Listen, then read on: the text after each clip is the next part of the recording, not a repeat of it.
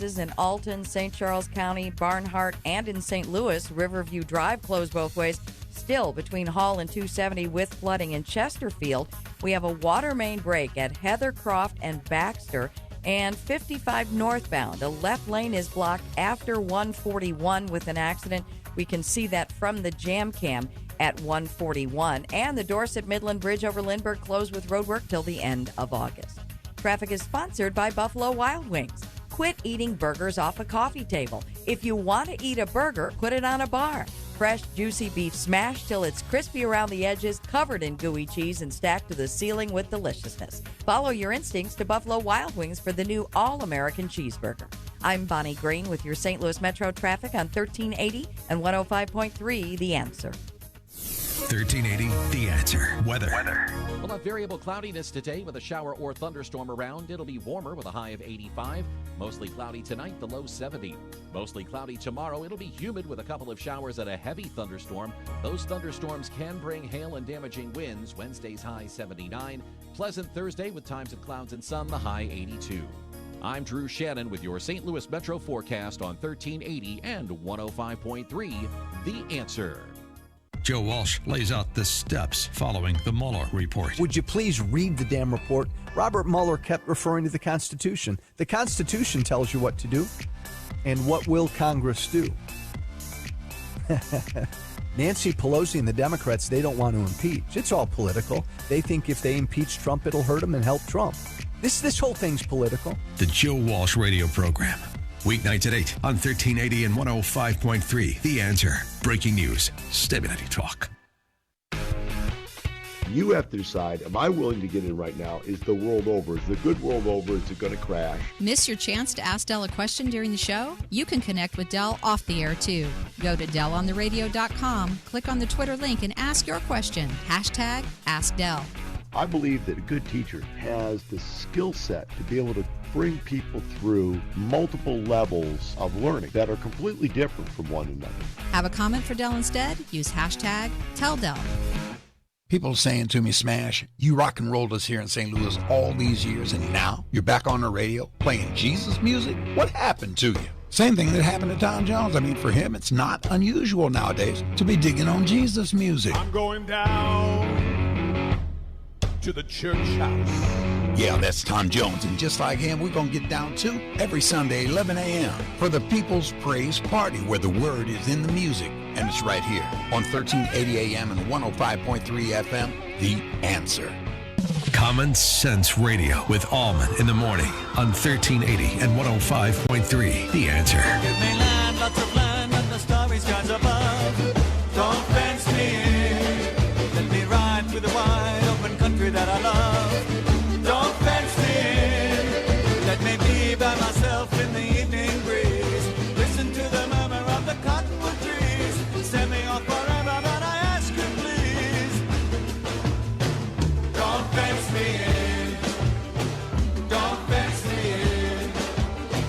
Just turn me loose. Let me straddle my old saddle underneath the western skies. On my cayuse, let me wander over yonder till I see the mountains rise. I want to ride to the ridge where the west commences. Gaze at the moon until I lose my senses. I can't look at hovels and I can't stand fences. Don't fence me in. Don't fence me in. Don't fence me in. Don't fence me in.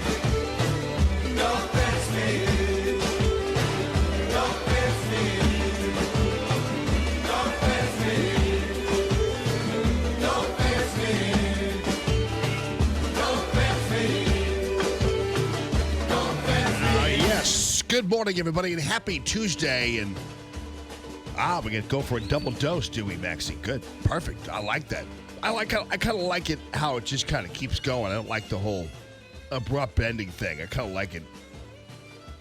I think we ought to just play this the entire show. Freak George Will out. What's this man up to? What's this guy up to? George Will going to be joining us at 7:35. We're going to have that going for us. And then when monkeys fly out of my butt, we'll have the interview. So will figure that out. So when you see monkeys flying out of my rear end, that's when George will appear. Do you think I should actually tell George Will that happened? Because I know that George is very proper, you see. And I'm not quite sure that it's something that he would appreciate, that kind of language coming out of the mouth of a host who might be interviewing him. Good morning, everybody. Judge Napolitano on as well. We're going to talk a little Double Jeopardy, all that other stuff. And, of course, O.J. Simpson's back. He's using his new Twitter account to set the record straight. So we're glad that, actually, for once, Twitter doesn't have a sharp blade on it, because we'd all have our heads cut off if we didn't watch out with O.J. Simpson there. But, boy, did he get away with some mighty. I'll tell you that. So, also, by the way, I want to follow up on this because I don't know whether you're not a, no. You're not a parrot head, right? You're not like a Jimmy Buffett guy, right? Well, there are a lot of people who are Jimmy Buffett people, and 54 of them, at least, when you look at the situation in the Dominican Republic, 54 Jimmy Buffett fans now from the U.S. falling ill in the Dominican Republic for a group tour there, and it must be the Parrot Head tour, where they all showed up and they drank out of the mini bar, or somebody drank. I'm telling you, you guys, I've been telling you for a long time, this is all about bootlegged booze is what this is. And this is what was happening in Mexico for a while there. And these people are making liquor out of like turpentine and giving it tequila flavoring. I mean, that's kind of what's happening. And so it's bad news for them. So we'll follow up on that. We also have the latest news, and this is from Tom Fitton out there, who is showing that there were some emails that show the Obama State Department and others in the deep state were heavily involved in the takedown or the attempted takedown of President Trump, the anti-Trump coup cabal. And right now, his State Department lieutenants, John Kerry's, are still in the State Department. I've told you that the State Department, for all of the good that some of these people do, really, they're just a bunch of pencil-pushing bureaucrats, and they are individuals who, to me, cannot be trusted. And it turns out that according to Judicial Watch, they've received more evidence, and the Daily Caller News Foundation as well. They just released 16 pages of documents revealing that Assistant Secretary of State Victoria Nuland, Special Coordinator for Libya Jonathan Weiner, Special Coordinator for Libya. Nice job coordinating that, dude. Really good job. Benghazi was a hit for everybody. Believe me. This is another thing. We got to put up with these guys who have overseen nothing but death in this country, whether it be 9/11 or any terrorist attack out there, Libya, everything else. And they're all people who are still involved in the operations of government. Now, some of them criticizing President Trump, believe it or not. So they coordinated with Steny Hoyer and Daniel Silverberg, who is his national security advisor there, to work on the dossier info provided by Christopher Steele. So they're all involved in this. They're all part of this cabal that was designed to try to bring down President Trump. And it's interesting how it didn't work in D.C., but it did work in Missouri. And what we're seeing yesterday and what we saw yesterday was the first shoe to drop. And I'll tell you, this is a shoe-wearing octopus here, because there are going to be a bunch of shoes dropping as a result of this Tisby indictment that was basically announced by the special prosecutor in the Eric Greitens case. And I'm talking about the indictment of him that actually went south, but that was enough. It was enough to get the mugshot of Eric Greitens to go ahead and kick into gear his ultimate running out of office. And this is going to be a unraveling scandal that is just beginning. Your phone calls are welcome, 844-855-1380. It's the calltammy.com real estate listener line. I have shown you on Radio Free Allman's public page. I laid it out there for you. The questions that need to be asked. I went through the alphabet, except as one listener astutely pointed out, I left out the X, the Y, and the Z. And that's purposely because the X, Y, and the Z is yet to be seen. But we have plenty of the other elements of the alphabet. I want you to begin pondering this. And it's an important question. As you know, last week I told you that there were indictments coming probably in July. This was faster. This happened faster, this announcement, for whatever reason. But I do know that circumstantially or not so circumstantially, Governor Mike Parson is out of the country. He's overseas. There are a couple things that could be part of this whole thing, in that even though there is an indictment, Mike Parson is overseas and he's not governor right now. You realize that Mike Parson is not the governor of the state of Missouri right now. It's Mike Kehoe, who's the lieutenant governor. An unusual move. Governor Parson announced, and this has never been done before to my knowledge, announced that Mike Kehoe would be governor while he's gone on vacation overseas. It might have happened before. I don't know. But it was an unusual move even by the Post-Dispatch's standards. So the governor of Missouri is not the governor of Missouri. Mike Parson is Mike Parson overseas. There's no question that Mike Parson knew that this was coming. There's almost zero question about it because everybody knew this was coming. I wasn't telling you anything. At least everybody kind of in that Jefferson City circle. I'm not telling you anything, in my opinion, that really was sage-worthy. But we knew this was happening and coming down, and Mike Parson might have known it was happening earlier rather than later. That means any kind of communications between Mike Parson and anybody else is no longer official communication. It's just Mike Parson chatting it up.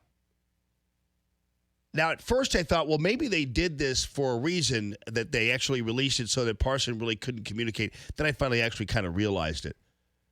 Because this one particular indictment is going to reach, in my opinion, all the way, quite possibly to Governor Parson.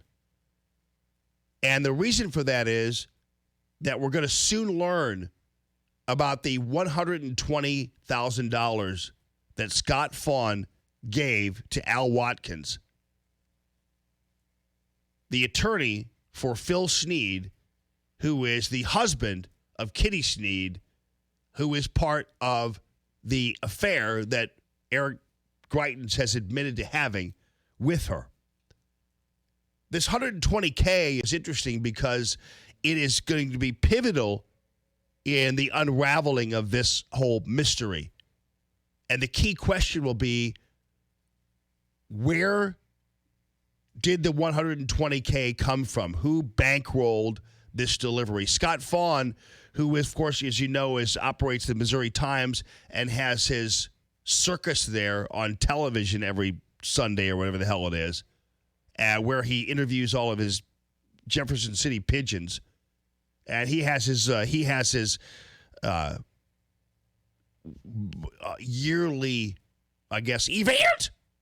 His yearly event. I'm not going to distract the moment by using my hee-haw thing right now because I want to get down to serious business. But he's got his little event where he hands everybody an award for being good pigeons. Scott Fawn's show is bankrolled by Sterling Bank.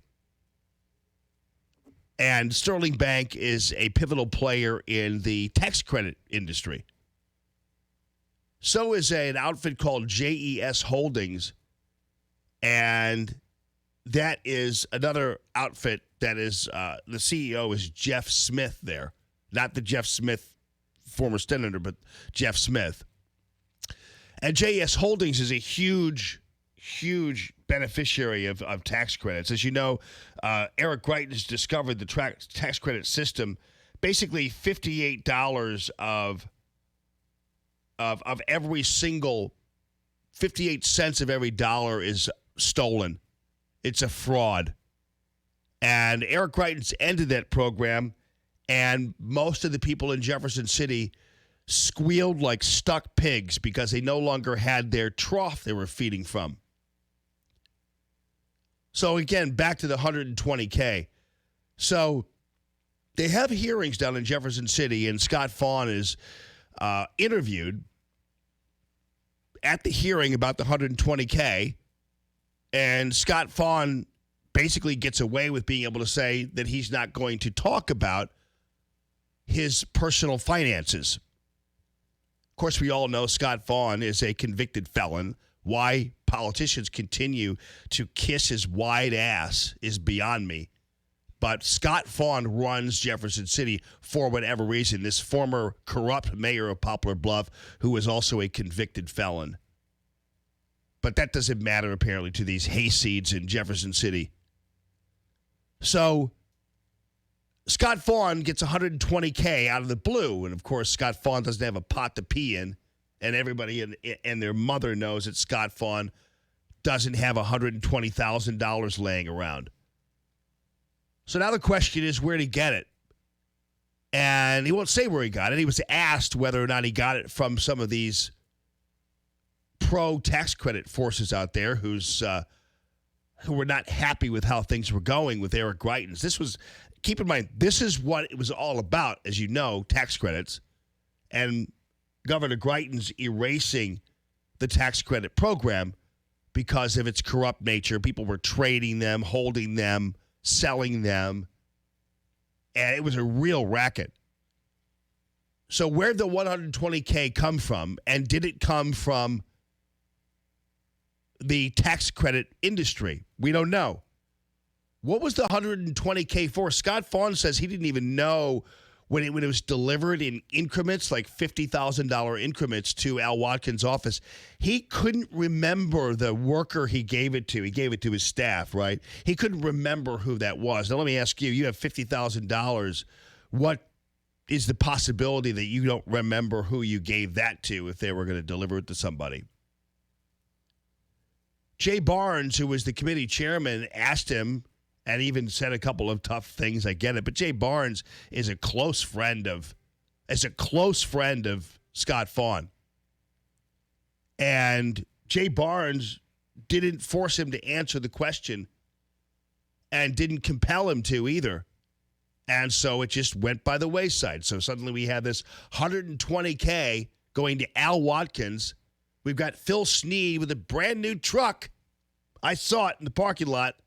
But I don't know. Did he use the money for, I don't know. Might have just come on to something and suddenly he had a brand new truck. The question is there a level of bribery involved in the run-up to the phony, fake, trumped-up indictment, including a mugshot of Eric Greitens that ultimately led to his demise? Were pro-tax credit forces involved in pushing this? A couple of questions that might be answered as we go down the line is, did Scott Fawn have any communication with Kim Gardner, the prosecuting attorney? Texts, phone calls, or anything? We'll be finding that out.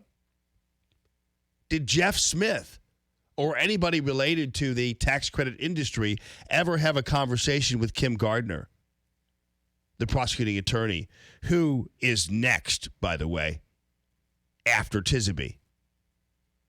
And I don't know what exactly the charges might be, but Tisaby has all the goods, and the indictment does too, about a corrupt circuit attorney.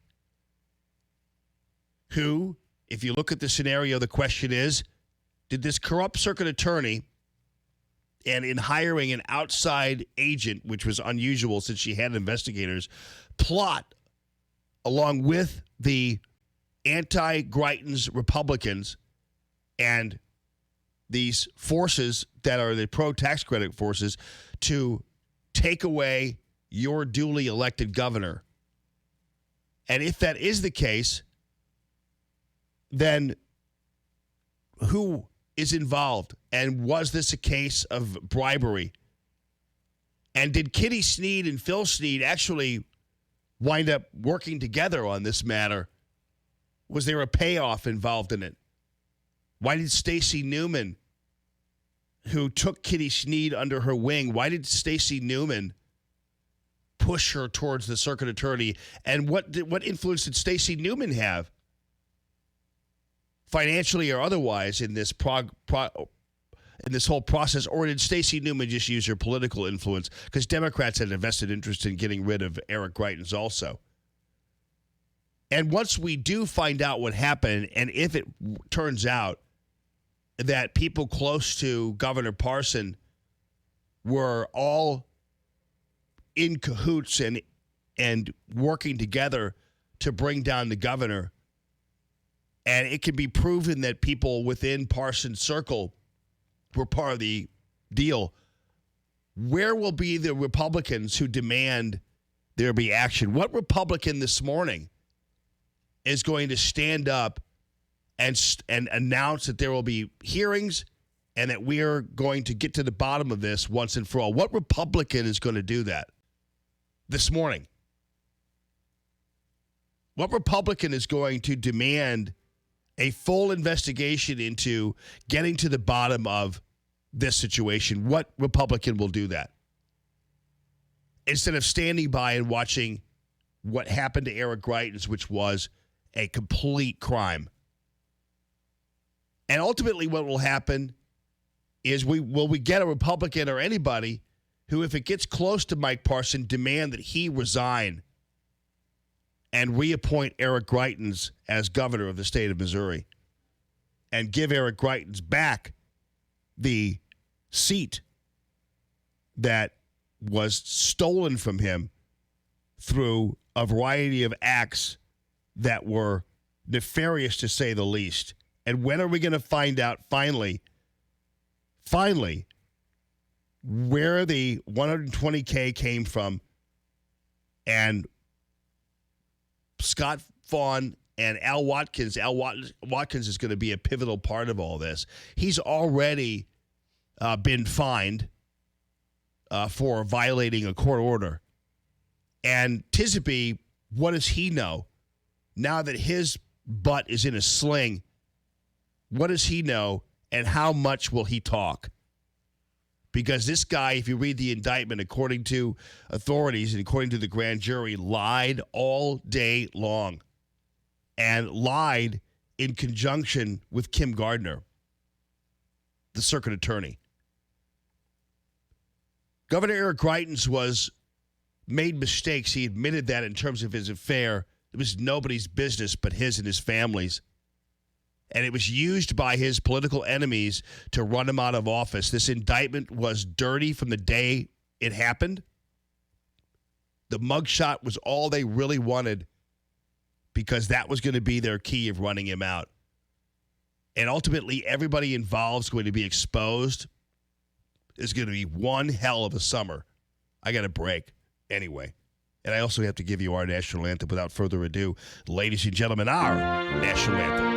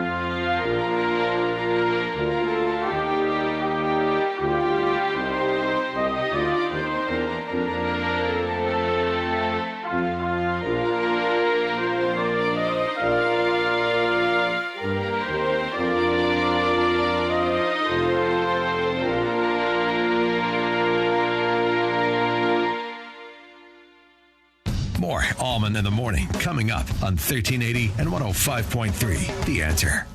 New message. Your Social Security number has been suspended. If you do not contact us, your account will be deactivated. Scammers are aggressive when they contact a potential victim. Social Security Administration employees will never threaten you for information or promise benefits in exchange for information. In those cases, the call is fraudulent and you should just hang up. Don't provide any personal or financial information to these thieves.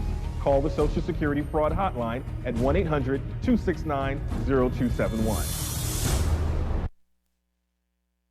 If you are a business owner out there, or you are a church, or you are a school, or you are just a homeowner, you are maybe a vacation homeowner, you're going to love what Rhino Shield will do for you. I'm talking about finally getting you the kind of protection you want. The multiple colors, 2 to 3 coatings, 100% waterproof. It's wall coating, 50 times tougher than paint, reflects 90% of the UV rays out there, so it's got some insulation qualities as well for you. And it's a 25-year lifetime warranty that can be passed on to the next homeowner. This is Rhino Shield, an exterior ceramic coating for your home, for your business, for your church, for your condo in the Ozarks, whatever it happens to be.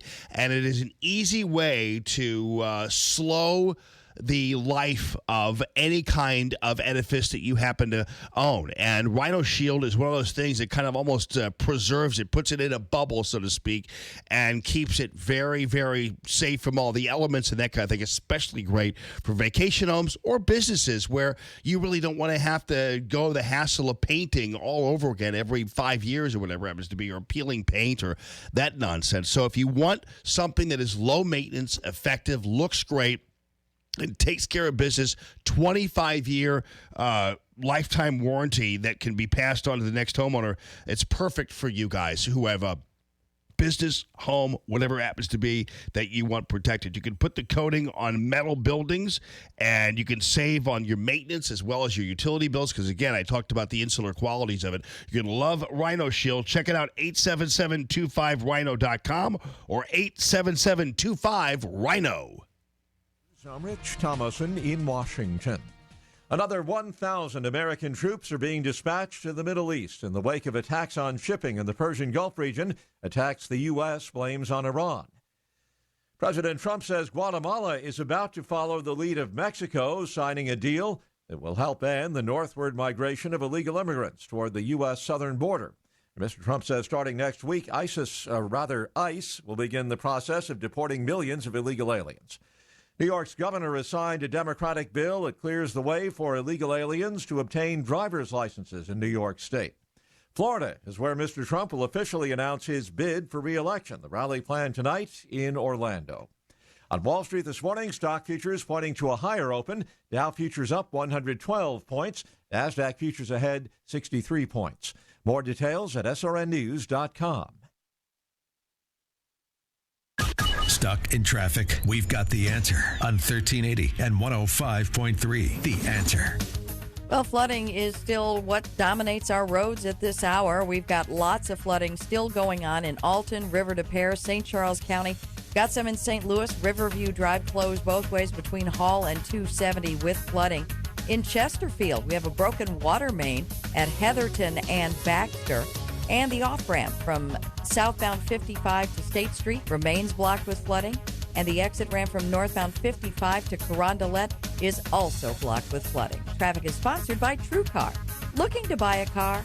Online shopping can be confusing. Not anymore with True Price from TrueCar.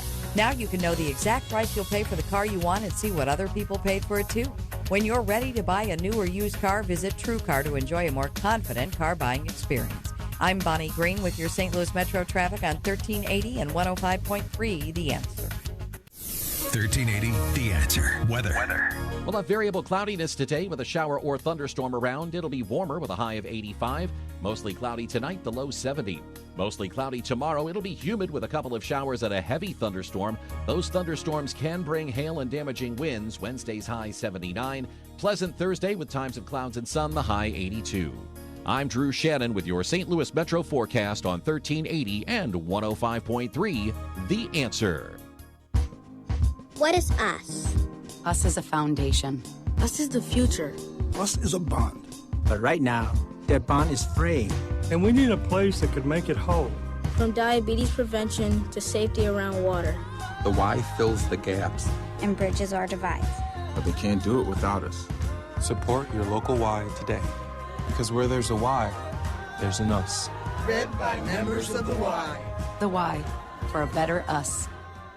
Greetings, St. Louis. This is Matthew Mitchell of the Matthew Mitchell Allstate Agency. As a longtime supporter and sponsor of the Allman in the Morning Show, my goal as his trusted advisor is to make sure that you are in good hands. My team of agents and I know how to make sure that you get the best value for the money you spend on your insurance. Our quotes are free, so let us show you what we can do to save you money or give you the peace of mind that you deserve. Folks, there is safety in numbers. I urge you to put the power of Allstate, America's largest and strongest insurance company, to work for you. Call 855-QUOTE-ME. So, you're getting ready to sell your house. You want it to look its best. You've gone through your checklist, almost ready, but wait. Does your home have curb appeal? If you're unsure, you should contact Michael Proctor of Proctor Drapery about shutters for your front-facing windows. Shutters have curb appeal, and they can go in any home. Shutters can change the whole look of the home. Give your home that curb appeal it needs by putting shutters in your front window. Blinds and shades do not make the same statement. Shutters are the new look for today. Michael Proctor specializes in Norman shutters. Have you seen the new modern look? Modern shutters have a wider louver and invisible style. So, whether it's traditional or modern, choose shutters for the new look today. Why wait? Schedule your in-home consultation with his mobile design unit. The one-on-one appointment will ensure the look is exactly what you need for your home. Contact Michael at proctordrapery.com. It's Proctor spelled like doctor. Listen to Allman in the Morning with Alexa. Wake up and say, Alexa, play The Answer St. Louis. Now, back to Allman in the Morning on 1380 and 105.3. The Answer.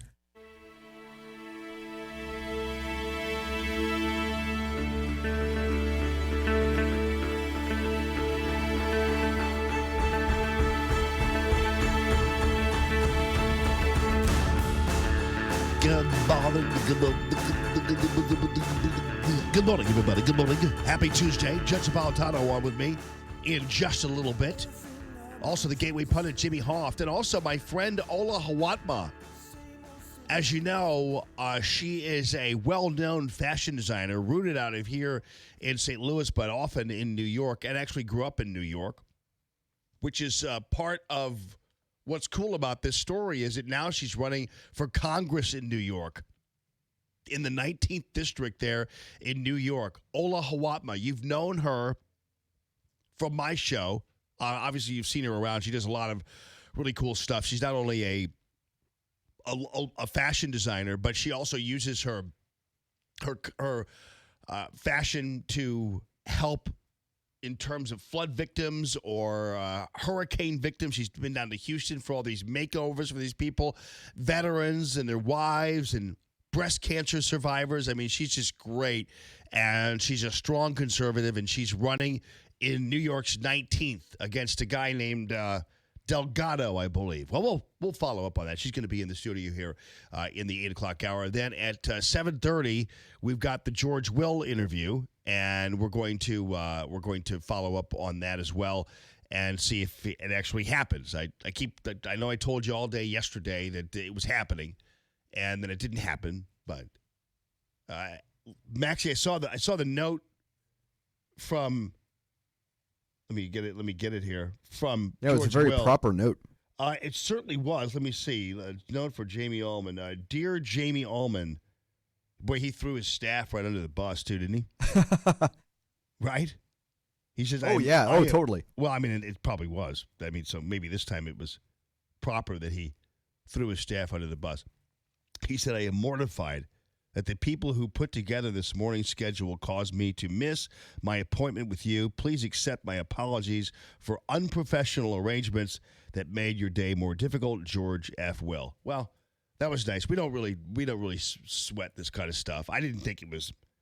I mean, we're used to this, so to me, it wasn't necessarily unprofessional. It just, I don't know. Was it?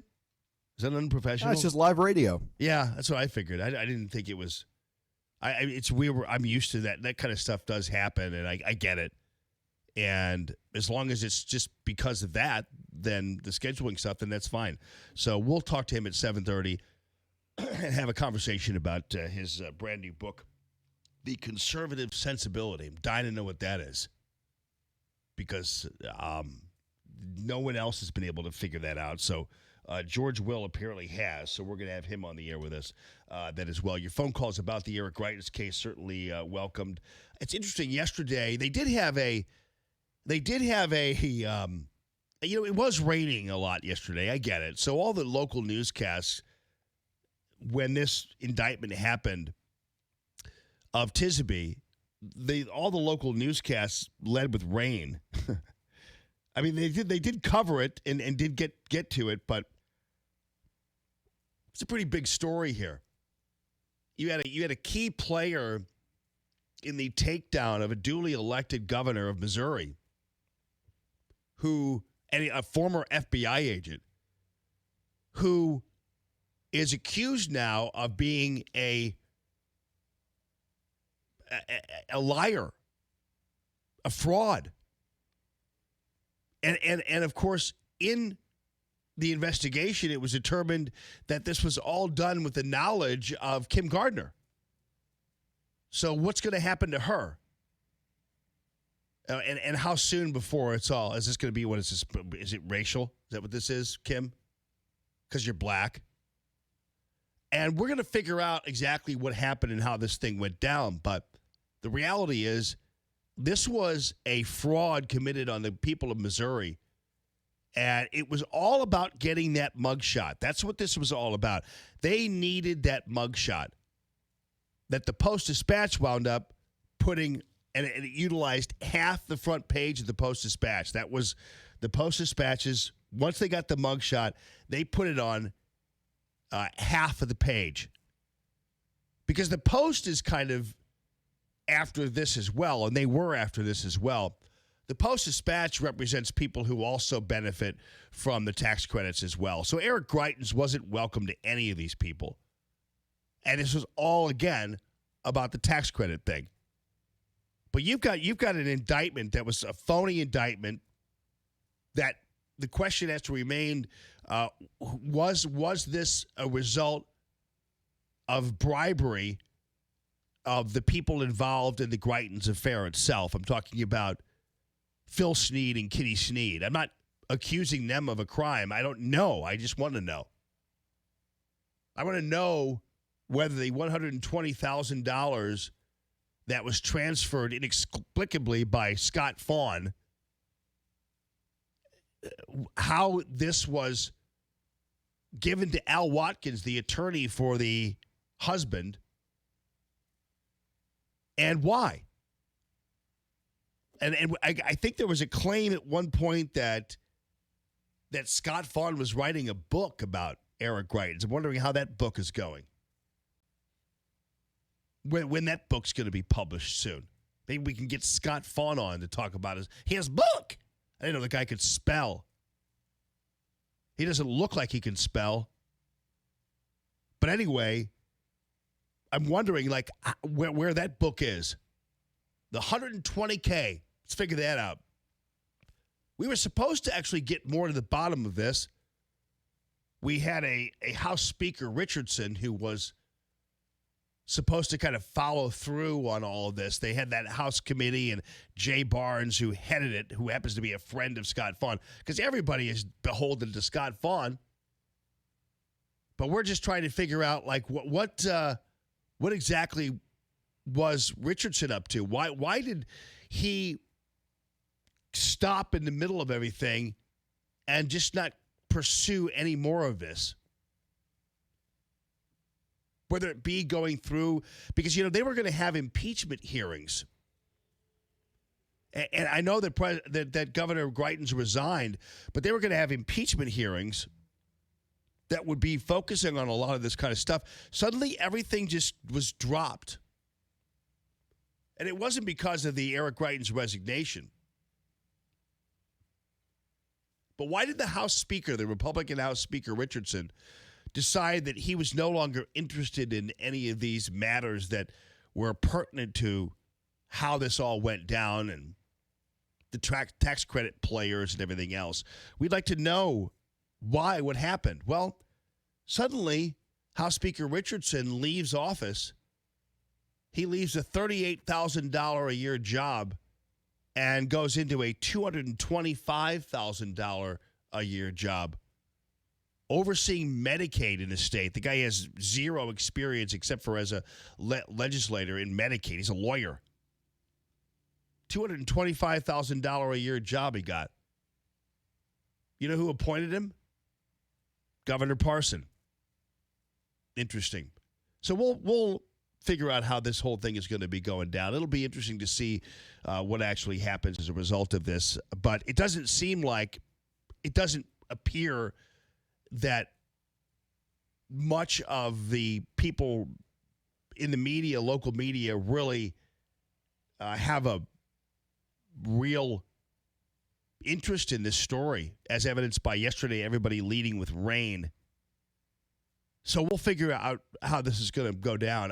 If the Post-Dispatch and some of its reporting staff would pursue this story as aggressively as they pursued Eric Greitens, you'd think that we'd get some info. But now I'm on the story, so it's not a problem for me. I'll pick it up. I'll be glad to, because we can find out all kinds of information about this kind of thing. But nonetheless, this isn't the first we're going to hear and the last we're going to hear about this Tisby thing. And this is just the beginning. This is one domino in what will be, in my opinion, lots of dominoes that are going to be falling. So I just want to let you know that. Did you see this? The Sarah Huckabee Sanders exit celebrated by the ladies on the View, Joy Behar. And by the way, does anybody know what the situation is with Joy Behar and her glasses? Does she have some kind of eye thing going on? She looks like that dude who used to run Poland, Jagelski or something. Remember that guy who used to wear sunglasses? Was it Poland? I think it was Jagelski. But she's got these, and if she has an affliction, I'm sorry. But I don't know what it is. Some people who wear those have some kind of issue with their eyes or whatever, but I can't figure out what's up with her. But she's got sunglasses on now. It's kind of like a white Bronx Stevie Wonder. But they all love the fact that Sarah Huckabee Sanders is leaving. I have to do this because the amount of jokes that I could bring out right now, I'm just going to go and read it. Okay.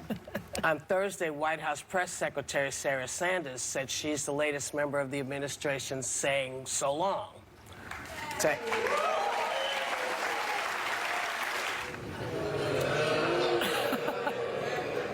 But, you know, they always say he's accomplished so much, but then they never say what it is. Well, all you have to do is read a newspaper, you dope, and maybe you'd figure out what it is. Or maybe are those sunglasses like a new getup for her then, you think? You think that's a new thing? Is she Al Rokering us, or does she have some kind of eye problem? I mean, I don't want to make fun of people with afflictions, but is that her thing? Cataract surgery, somebody said maybe. Oh, okay. Maybe, yeah. Okay, yeah, I get it. I just was wondering. I knew it couldn't be something that she would generally wear normally. But yeah, they're having fun with Sarah Huckabee. Women are really mean to each other, aren't they? I mean, and the reality is Sarah Huckabee Sanders, you know, the thing that really made people so angry at her was that she wouldn't take any crap. I mean, it's funny how some women, I don't know why this is, and especially left-wing women who like to talk about, you know, I'm woman, hear me roar, and stay out of my uterus, and look at my vagina hat as I'm protesting the mean misogynist President Trump. Boy, you raise a little peep as a conservative woman with any ounce of passion or any ounce of enthusiasm. Boy, they eat you alive. Those women don't like that. They don't like you.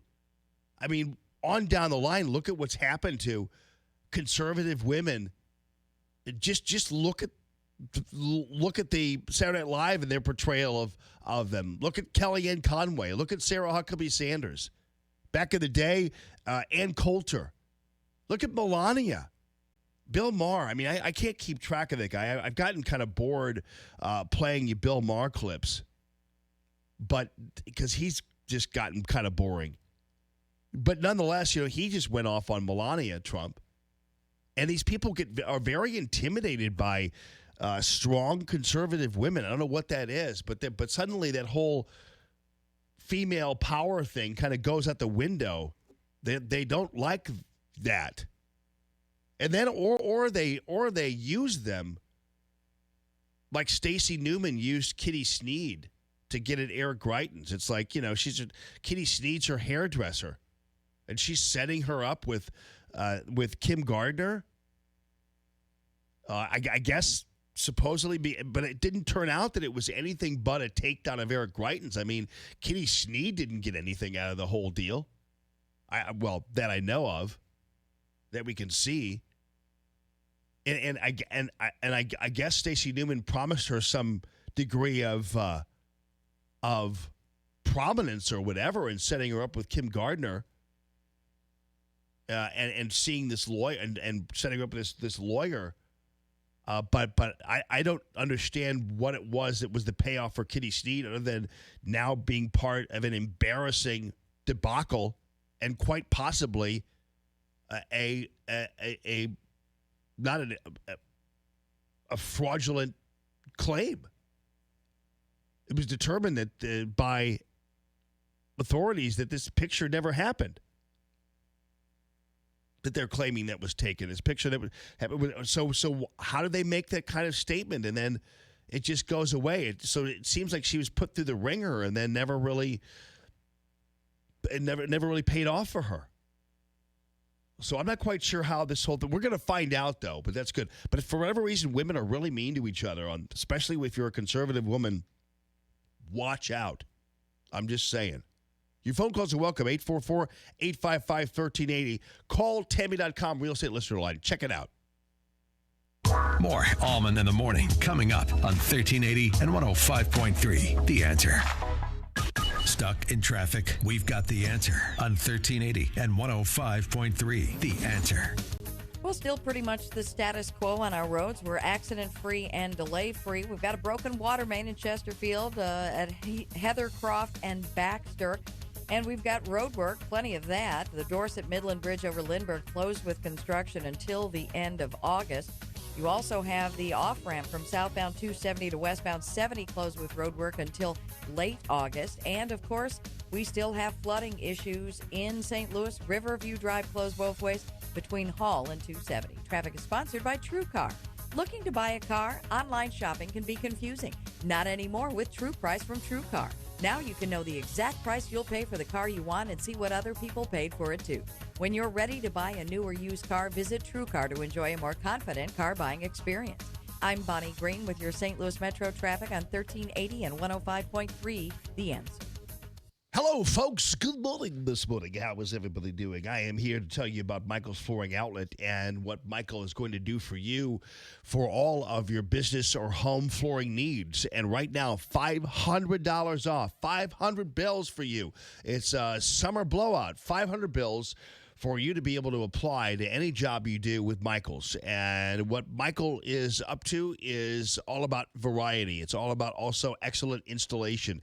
It's all about that, and you ought to be happy that you've got a guy 25 years in the flooring business, started a company with $700 in his hand, and now has 4 different locations to serve you and all kinds of variety. Really, you can do most of your operating on the web, which is really cool. michaelsflooringoutlet.com. The website is great. It's really easy, user-friendly. You go onto the website, you immediately see the coupon that says $500 off. And then you go and click on all the variety. I think you also get first a message from somebody saying, hey, you want to talk, you want to chat, how can we help you? And that's really cool, too. And then they'll direct you to the individual store. So you've got 4 different stores, Darden Prairie, Old Town St. Peter's, Creve Core and Fluorescent, and you have somebody there who's going to help you at each one of the stores. Not that anything's really different depending on each store, but everybody has, their locations, and he wants to make sure you're well taken care of. So you go on and chat and let them know what you're after, and then they'll start to help you out with that. So it's all about customer service. That's why Michael's Flooring Outlet really has broken the mold when it comes to working with you and working with customers to make people happy with these brand new products. So much different variety. Love the luxury vinyl that looks exactly like wood, looks like ceramic tile, but isn't, but also has the ceramic tile in the wood and all that kind of stuff. Workmanship's great. Again, the installers all know these products backwards and forwards and get the job done for you at michaelsflooringoutlet.com. That's michaelsflooringoutlet.com. KXFN, St. Louis, K287BY, St. Louis. Stuck in an expensive timeshare contract and feel like there's no way out? I'm Chuck McDowell, CEO of Wesley Financial Group. I've helped thousands of people get rid of their timeshares. I didn't realize what I was getting into. The whole thing was just a scam. I finally found information on Chuck, and he agreed to meet us. It was just a wonderful experience because he knows that business inside out, and he actually wanted to solve our problem. I fought the largest timeshare company in federal court, and yes, I won. Whether you owe $10,000 to $250,000 on your timeshare, we can help cancel your mortgage. When you're approved as a client, we'll get you out of your timeshare, eliminate your payments, and get them off of your back permanently. And we proudly hold an A+ rating with the Better Business Bureau. Call Wesley Financial Group now for your free consultation at 1-800-462-3333. That's 1-800-462-3333. 800-462-3333.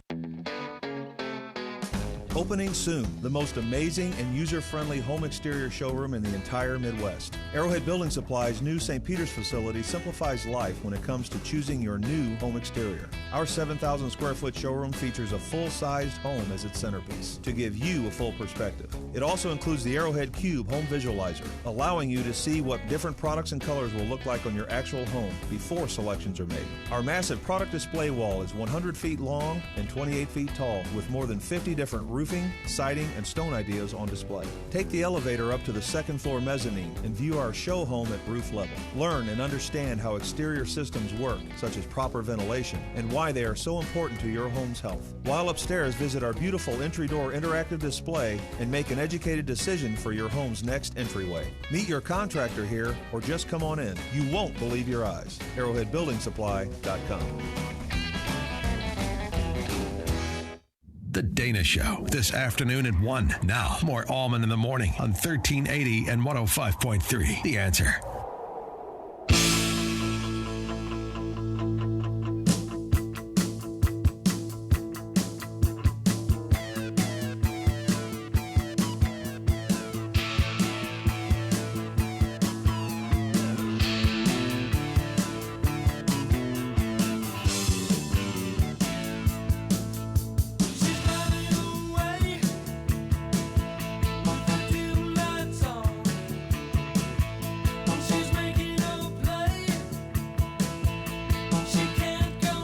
In the 7 o'clock hour, we have a Cardinal ticket giveaway. That's right. We have a pair of tickets. This is a pair, Maxie, or what is it? It's a family 4-pack. A family 4-pack. I mean, you have to take your family. You can't take anybody else. You got to take your family because it's a family 4-pack. So if you win a family 4-pack and you don't have a family, you better come up with one pronto, or we're not going to give it to you. You got to prove that you have a family. Yeah, the Cardinals family 4-pack to see the Cards and the A's on the 25th of June. So that's going to be great next week. The Oakland A's, I love those guys. The A's were kind of my team when I was a kid. I love the Oakland A's. They were also winning World Series like every year. I don't think that's the case anymore. Boy, the blowback from the Blues parade. People are still talking about Brett Hull. That's so funny. He's really a character. And you know how it's I couldn't get enough of the difference in the Blues culture and the Cardinals culture. Like the Cardinals, they have a parade and everything is so buttoned up, and it's like you can't get near any of the Cardinals players. And they all stay on their float and, do all that kind of thing. And then the Blues players, they get out of their trucks and start drinking out of funnels with the fans. It's like, it's really unbelievable. I'm not criticizing the Cardinals. I'm just noticing the difference in the whole cultural element of it, I mean, I realize you're also dealing with a much younger crew of athletes. I get it, but it's pretty funny to kind of watch that whole differing culture. And apparently the whole rally and everything else was crazy, and the Blues players were going nuts. And they were hanging out at bars around town where people could go see them, and it's really pretty amazing. I really I can't say enough about how cool that is about the Blues and how happy so many Blues fans have been. And nobody was shot, which is also good. And no cars burned. I'm not laughing about people getting shot, but I guess I kind of am. My bad. 2 people were shot at the Toronto Raptors championship parade as thousands of fans celebrated the team's first NBA title on Monday. Toronto police scrambled to the scene on Bay Street. Apparently, they had the whole, here, you want to hear what shooting at an NBA championship parade sounds like? Here, I think I have, it doesn't sound like the cars, but it sounds like this. Everybody scrambling and running away.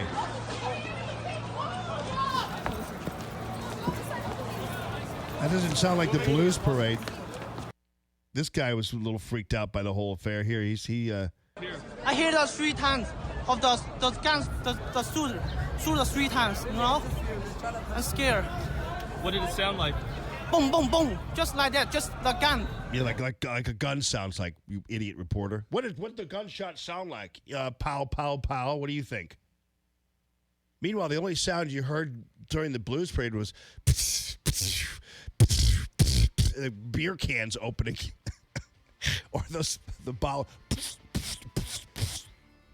Chug, chug, chug-a-lug.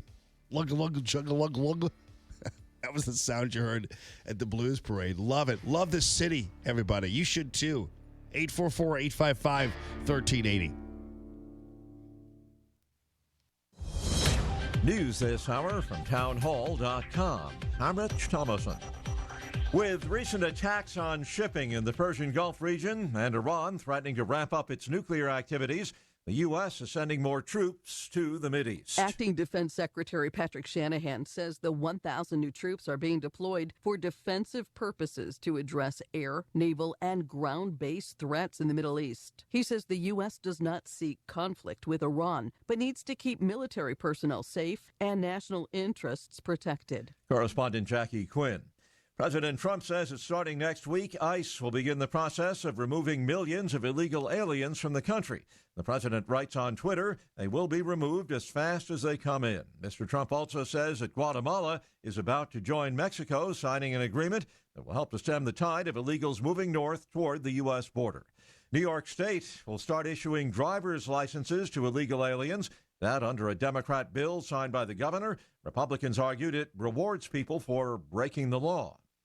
Trump supporters already camped out in Orlando, and they have been for quite a while now. It's no secret that Donald Trump is running for a second term, but he will make the official announcement tonight in Orlando, Florida, before a packed arena of supporters. The president and first lady will be joined by Vice President and Mrs. Pence for the 2020 campaign launch. In a letter to supporters, the president says his administration has been winning at an unprecedented rate. He points to low unemployment, job creation, the building of a border wall, and the naming of what he calls 2 fantastic conservative Supreme Court justices. Greg Clugston, the White House. Facebook launching a new digital or cryptocurrency, something similar to Bitcoin. Stock futures higher on Wall Street this morning. Dow futures up 145 points. NASDAQ futures 80 points higher. More on these stories at townhall.com. Stuck in traffic? We've got the answer on 1380 and 105.3. The Answer. We're finally starting to look at a couple of slow spots out there this morning. 270 northbound. Big Bend to Manchester, a little bit tight. Westbound, it's 367 to West Florissant, 64 westbound 15th Street to 55. You'll see a bit of a delay there. A broken water main in Chesterfield still causing problems. It's at Heathercroft and Baxter. And your exit ramp from southbound 255 to State Street remains blocked with flooding. We also still have flooding that closes Riverview Drive in St. Louis both ways between Hall and 270. Traffic is sponsored by TrueCar. Looking to buy a car? Online shopping can be confusing. Not anymore with True Price from TrueCar. Now you can know the exact price you'll pay for the car you want and see what other people paid for it too. When you're ready to buy a new or used car, visit TrueCar to enjoy a more confident car buying experience. I'm Bonnie Green with your St. Louis Metro traffic on 1380 and 105.3 The Answer. 1380 The Answer. Weather. We'll have variable cloudiness today with a shower or thunderstorm around. It'll be warmer with a high of 85. Mostly cloudy tonight, the low 70. Mostly cloudy tomorrow. It'll be humid with a couple of showers and a heavy thunderstorm. Those thunderstorms can bring hail and damaging winds. Wednesday's high 79. Pleasant Thursday with times of clouds and sun, the high 82. I'm Drew Shannon with your St. Louis Metro forecast on 1380 and 105.3 The Answer. Dana Lash. Kids need to realize that the world is not going to be wrapped in bubble wrap for them. Kids learn through play. There's nothing wrong with saying, you know what, you suck at this, Tommy, but Johnny's so much better than you. But you know what, you're better than Johnny in some things, and Johnny sucks in some things that you don't. Stop teaching kids that everything has to be absolutely positively equal. What the hell is this phrase, athletic privilege? Shut up. Gosh, stop shaming people for being good at stuff. The Dana Show. Weekdays at 1 on 1380 and 105.3 The Answer. You've just become an empty nester. The kids have moved. You've been waiting for this moment. It's time to reinvest in your home. Your home is your safe haven. You've been thinking about adding shutters for quite some time, but you don't know which style would look best and you're unsure of the cost. You've seen them in many homes, both modern and traditional. You're scared to do it yourself, and you should be. Don't go it alone. Contact Michael Proctor at Proctor Drapery. Michael is an interior designer with exceptional expertise when it comes to window treatments for your home. Michael is a top-tier Hunter Douglas priority dealer and your first choice for Norman Plantation shutters. Why wait? Schedule your in-home consultation with his mobile design unit. The one-on-one appointment will ensure the look is exactly what you need for your home. Contact Michael at proctordrapery.com. It's Proctor spelled like doctor.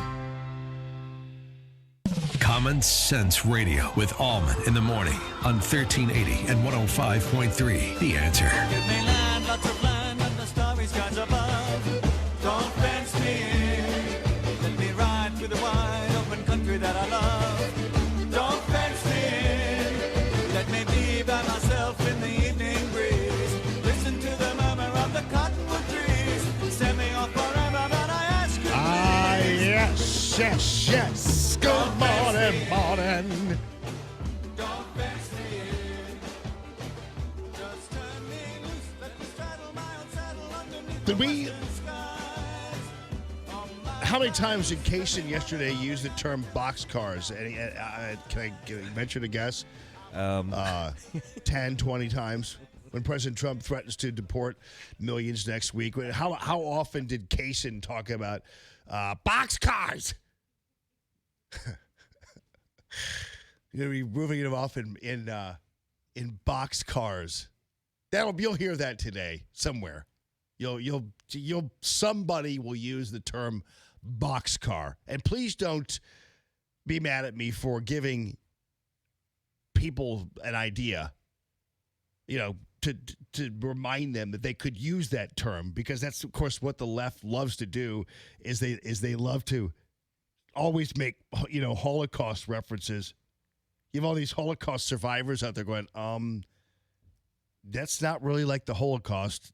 These are people who committed illegal acts and they're being rounded up, and they round up, and the vans running around patrolling.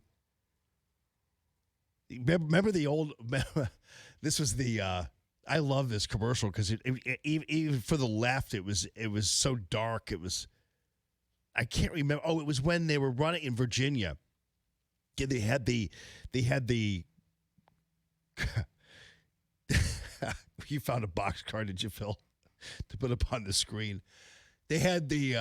You should have people like coming out of the seams, like hands coming out of it or something.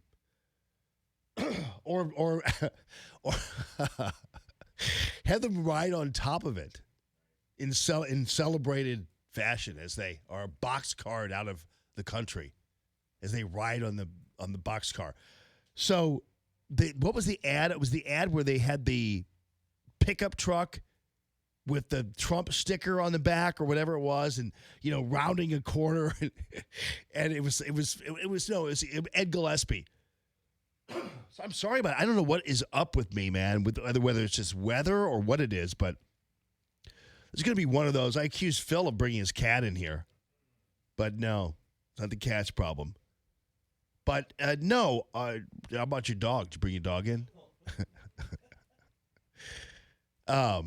It must be the weather. This is come on. Can we just have some sunshine for like 2 days in a row around here, around this joint? Makes me want to go to California. Oh, I am going to California. I'm going tomorrow. This is I finished up the Gillespie thing, didn't I? Did I adequately explain that? Yeah, it was the truck, the Gillespie sticker. And he'd go around the corner. It was a pickup truck. Go around the corner, and then all the minority children would start running away. Oh my God! It's the pickup truck man. It's the conservative pickup truck man. Run for your lives. I love that. Fantastic. So, yeah, that's a good. I mean, I have to give on that particular commercial. I have to give those people props. I'm not saying that I like them. I'm just saying that that's really a good one because it conjures all of the images that we were brought up to believe essentially about the Trump campaign and President Trump and all that kind of thing. All those conjured all those images. It was perfect. It was so typically left too because they're such babies and crybabies. They'll cry racism and victimhood every chance they get. They're such babies.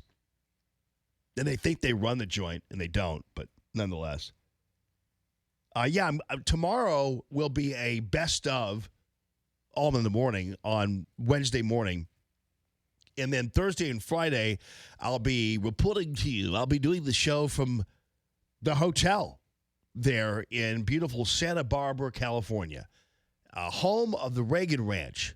And we've had the privilege, Aiden has, being accepted into this cool Reagan Ranch Youth Conference. And thank goodness his leg, the timing was perfect in terms of his recovery. So I think we might still have to use the crutches every once in a while. I'll have to bring them with him, I think.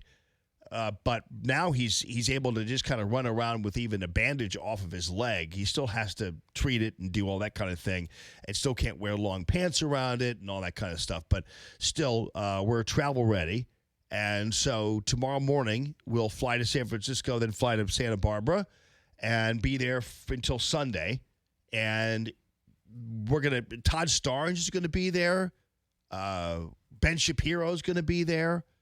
It's going to be a pretty awesome set of speakers. I have a whole list of the speakers, and it'll be really interesting. But it's for conservative youth. It's for young people.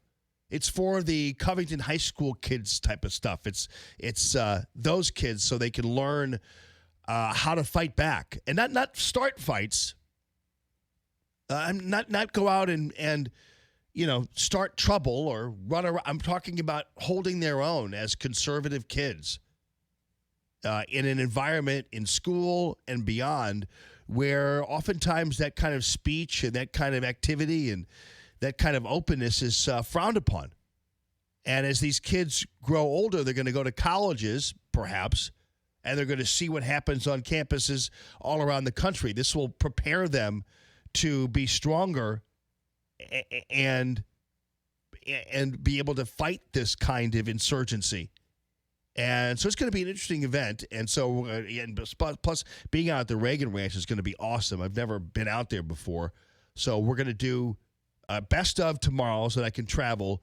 And then Thursday and Friday, going to be doing the show from Santa Barbara, California. So it's going to be fantastic.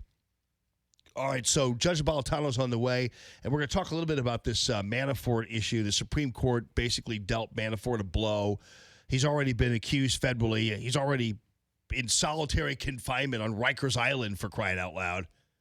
Man, I'll tell you what, when they want you, they're going to get you. And it happened with the Greitens case as well. They wanted that mugshot. They got it. And they don't really care the result, but they will care now because they're about to have yesterday with a Tisby indictment, there were a lot of tightening rear ends all over the state yesterday and will continue this morning. So, yeah, it's going to be interesting and fun. And I'm going to have I think I'm going to have some regular guests on as well joining me, but they'll be just joining me by phone. So we're going to go ahead and talk to the judge also coming up at about 7:15 about the Manafort case and what this means, double jeopardy, the implications there as well. So President Trump has announced he's going to begin the deportation process for millions of illegal aliens. He's going to go ahead and start moving everybody out. And this comes right before his big rally that's taking place in Florida. And I don't know whether you saw pictures of it. There were people who were camping out to wait for the Trump rally, people camping out overnight and beyond. I mean, it was really pretty amazing. And you don't see that at any other event for any other candidate. You can talk all you want about the poll numbers and about this and about that and head-to-head matches and Biden double digits, everything else, but you just do not have the enthusiasm that we're seeing for President Trump for these other guys out there. You're not seeing it. You're not seeing it at a Mayor Pete rally or a boring Joe Biden rally or whatever. You're just not seeing it. And this kind of enthusiasm is pretty amazing and typical of President Trump. And people going, well, yeah, but that's just his base. By the way, have you ever just heard Democrats describe as a base? Have you ever heard have we ever heard a reference to Obama's base before? Have you, Phil? No, I've never heard that. The Obama's base. And of course, base is always a pejorative word, but they use it to describe supporters of President Trump when they're not belaying them as racist, et cetera. So we're going to follow up on that after we talk to Judge Napolitano, after we talk to George Will, who's going to be joining us supposedly at 7:35 about his new book. And this should be an interesting little conversation we're going to have with George Will. 844-855-1380, the call, Tammy.com, real estate listener line. Live from the Arrowhead Building Supply Studio, this is Allman in the Morning on 1380 and 105.3. The Answer. Stuck in traffic? We've got the answer on 1380 and 105.3. The Answer. Flooding is still our biggest problem, of course, on our roads. We're accident-free and delay-free. We've got a broken water main in Chesterfield, water main break at Heathercroft and Baxter. And we've got some ramps blocked because of flooding. Your exit ramp from southbound 255 to State Street blocked with flooding. And the exit from northbound 55 to Carondelet still closed with flooding there. And, of course, we have construction. The Dorset Midland Bridge over Lindbergh remains closed with construction until the end of August. Traffic is sponsored by TrueCar. Looking to buy a car? Online shopping can be confusing. Not anymore with True Price from TrueCar. Now you can know the exact price you'll pay for the car you want and see what other people paid for it too. When you're ready to buy a new or used car, visit TrueCar to enjoy a more confident car buying experience. I'm Bonnie Green with your St. Louis Metro traffic on 1380 and 105.3 The Answer. Hey, friends, you know what? Banner Construction, I love talking about these guys because Bill and Sam, 50 years together in the home remodeling business. And boy, I'll tell you what, it's a rough business to be in because everybody's looking to, it's just fraught with complaints. And I get it. There are some people out there who aren't doing a great job, but Banner, I'll tell you what, their record is impeccable. Run them through the Better Business Bureau, and you'll see exactly what Banner Construction is all about. And right now, you're working with a company. If you give them a call at 314-569-1050, calling Banner, if you go ahead and get a hold of them at bannerconstruction.com too, you're going to realize that you're working with a company that is chosen by some of the premier remodeling companies in the country. I'm talking about the James Hardie folks and the Pella Window folks. They want Banner to be the ones who are installing their goods. They want Banner to be the ones who are selling their goods. And that's because they know that Banner, when they are coming to your home and talking to you about James Hardie or the Pella Windows, they're talking to you in a fashion that is not one of these hard sell type of things, because obviously that reflects on the company, the product, the James Hardie product. So Banner has a long history of having that demeanor where they're coming into your home. It's not a hard sell. They walk you through the entire process from start to finish. The job is completed, and even after the job is completed, they are still with you. That kind of service record is hard to come by anywhere in the land, and especially in remodeling. So check it out on the web. It's bannerconstruction.com. Call Banner and have a Banner day. Greetings, St. Louis. This is Matthew Mitchell of the Matthew Mitchell Allstate Agency. As a longtime supporter and sponsor of the Allman in the Morning Show, my goal as his trusted advisor is to make sure that you are in good hands. My team of agents and I know how to make sure that you get the best value for the money you spend on your insurance. Our quotes are free, so let us show you what we can do to save you money or give you the peace of mind that you deserve. Folks, there is safety in numbers. I urge you to put the power of Allstate, America's largest and strongest insurance company, to work for you. Call 855-QUOTE-ME. Are you looking for your dream home, but it doesn't seem to exist? You've tried to figure it out on your own, but don't know what step to take next? Don't worry. I'm Tammy, owner of Tammy Mitchell Hines & Company, and my team and I are ready to help ease that stress. My team serves Monroe, St. Clair, and Madison counties in Illinois. So go to calltammy.com to set up your stress-free appointment today. Give me an idea of what you're looking for, and we will do the rest. If you buy or sell a house with me, you can use my moving truck for free. Just go to calltammy.com. Hey, want to talk with Jamie? Call 844-855-1380. 844-855-1380. And interact with Common Sense Radio. This is Allman in the Morning on 1380 and 105.3. The Answer.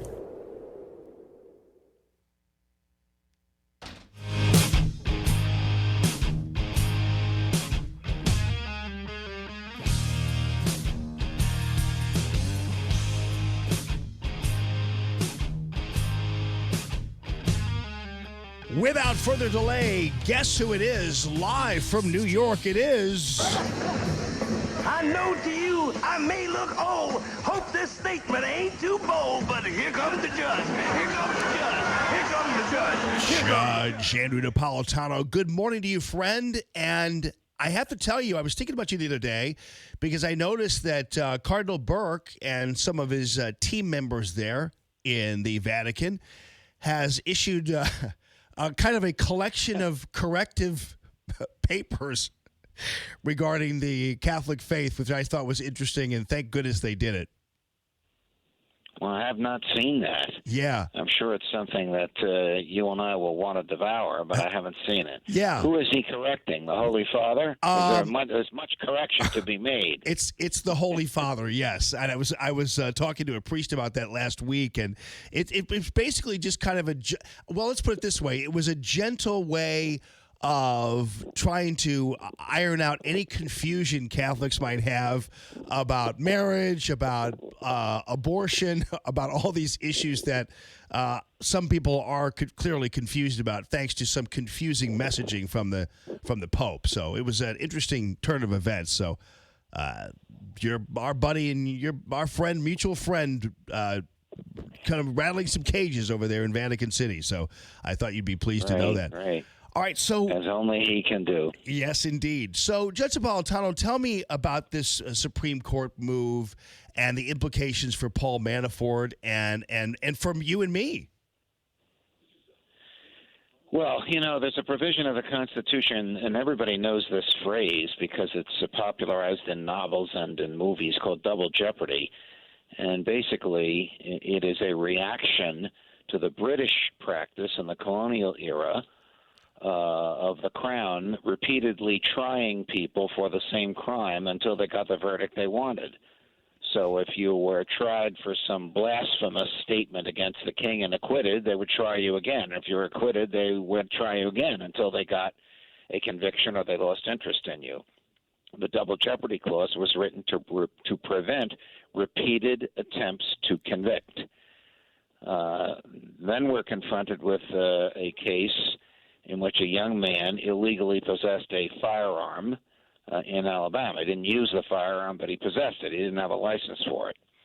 This was a violation of both Alabama and federal law. He pleaded guilty to the Alabama violation and served his time in jail. After he served his time in jail, the feds indicted him for the same crime. And so his lawyers challenged the federal indictment, saying, the whole purpose of the double jeopardy clause is to prevent this. Yesterday, the Supreme Court let it go through and said these are separate sovereignties, the states and the federal government, and they're allowed to enforce their own laws. But this is a direct, un-American violation of the whole history of this double jeopardy clause. Very interesting dissent, taking the position that I'm arguing. Interesting because of the odd bedfellows. The most natural law prone libertarian member of the court, Justice Neil Gorsuch, along with an old-time lefty, Justice Ruth Bader Ginsburg, on the same side, basically saying to the majority, did you guys go to law school? What is this all about? We don't punish people twice in this country. Wow. What's the implication for President Trump? He could pardon Paul Manafort, who pleaded guilty in a federal court in Virginia to defrauding a bank in New York, both a federal crime and a state crime. He's serving time in a federal prison in Pennsylvania for the guilty plea in Virginia. He's about to be tried in New York for the same crime. This opinion yesterday lets that prosecution go forward. But just as importantly, if President Trump were to pardon Manafort, that pardon would have no effect whatsoever on the state prosecution after yesterday's decision. Now, here's a wild one. The president claims he can pardon himself, but if he pardoned himself, it would only be for federal crimes. He could still be prosecuted if he committed any, and if there's any evidence of this, these are if and if, for state crimes. So this is a can of worms that the Supreme Court has opened up. The Supreme Court should be in the business of protecting our rights. In this case, it upended them. Well, okay, so explain to me then, because obviously we can't get into the minds of all the justices. So could this have been just simply an effort on the part of the Supreme Court not to try to dictate what happens at a state level? I mean, I'm trying to figure out, like, with Gorsuch and Ginsburg, and Gorsuch being more having a libertarian flair, how do you explain then our conservative guys supposedly making a decision like this? And would their point have been, well, we just don't want to meddle in a state jurisdiction, so to speak? I'm trying to figure it out. Well, that's pretty much it. It's basically a states' rights decision by the majority, although there are some very liberal members in that majority. Justice Kagan and Justice Breyer, two of the members of the liberal wing, and Justice Sotomayor are in the majority. They're not interested in states' rights. They're interested in not upending precedent, because precedent here is bad. For 170 years, these dual prosecutions were permitted. You remember the Rodney King case in Colorado, where he was beaten, and it was on national television, beaten savagely by police. For some reason, the police were acquitted in the state prosecution. They were then convicted in the federal prosecution. So that's an example of people being tried twice. Now, they weren't punished twice because they were acquitted the first time, but they were tried twice, acquitted the first time, convicted the second time.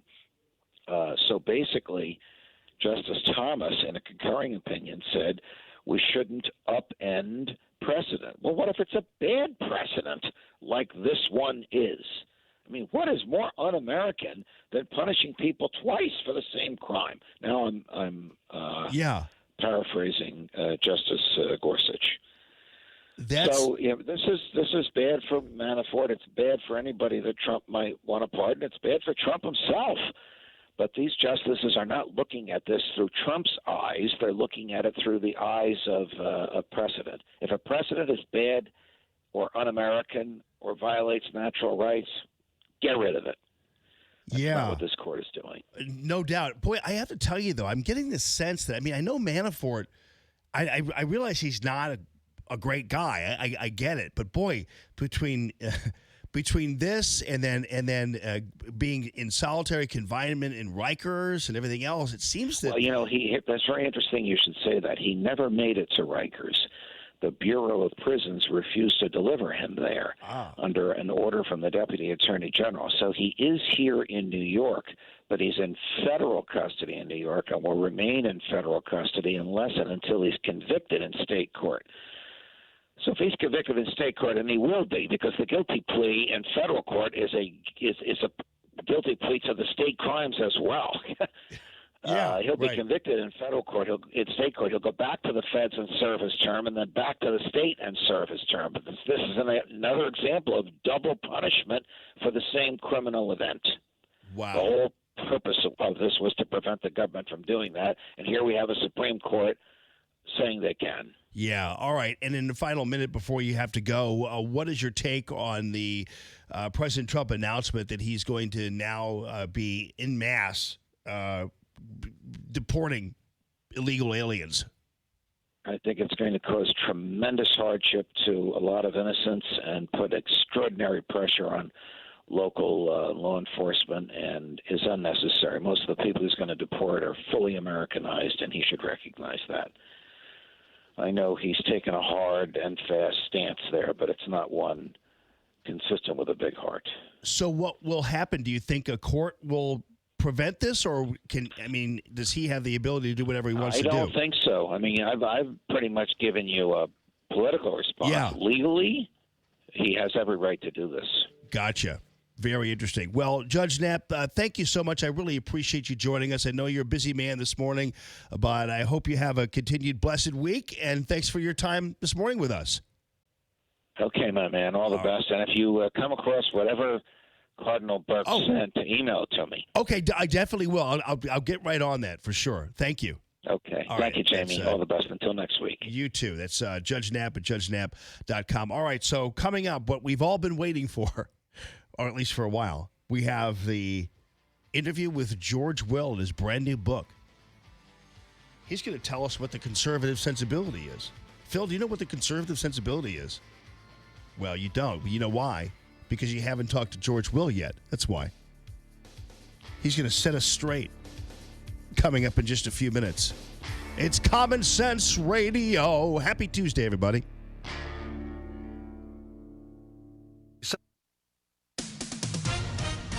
With SRN News, I'm Rich Thomason in Washington. With recent attacks on shipping in the Persian Gulf region and Iran threatening to ramp up its nuclear activities, the U.S. sending 1,000 more troops to the Mideast.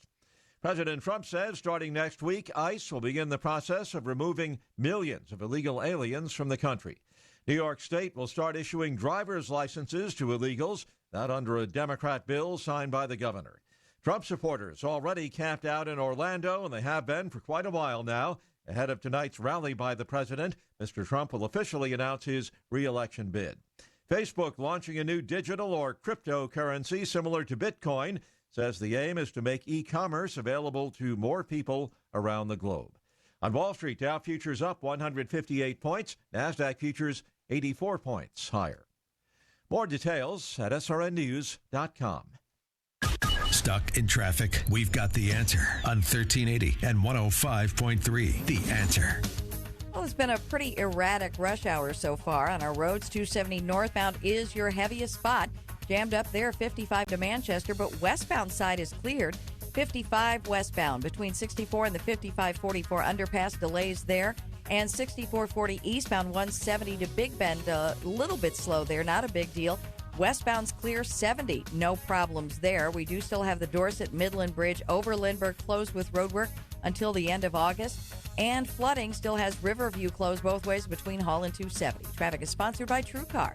Looking to buy a car? Online shopping can be confusing. Not anymore with True Price from TrueCar. Now you can know the exact price you'll pay for the car you want and see what other people paid for it too.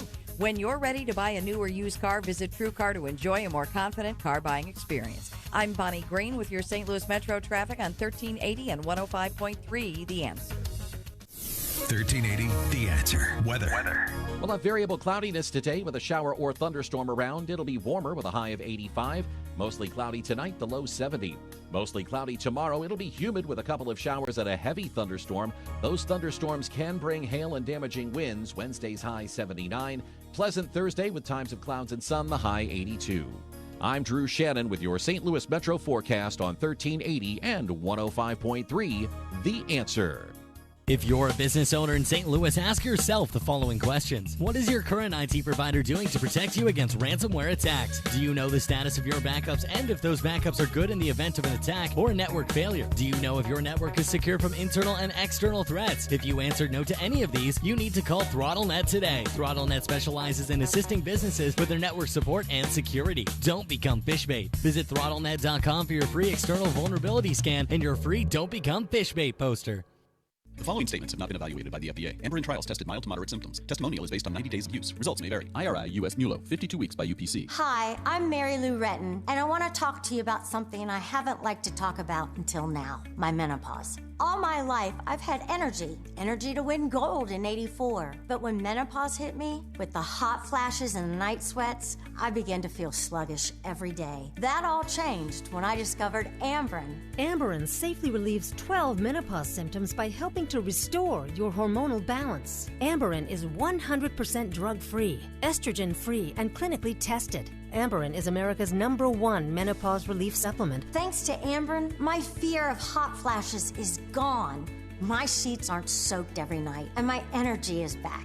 Give Amberin a try and see what it can do for you. It works. It really works. Hurry to your Walmart, Walgreens, Target, and other fine retailers nationwide and get Amberin today.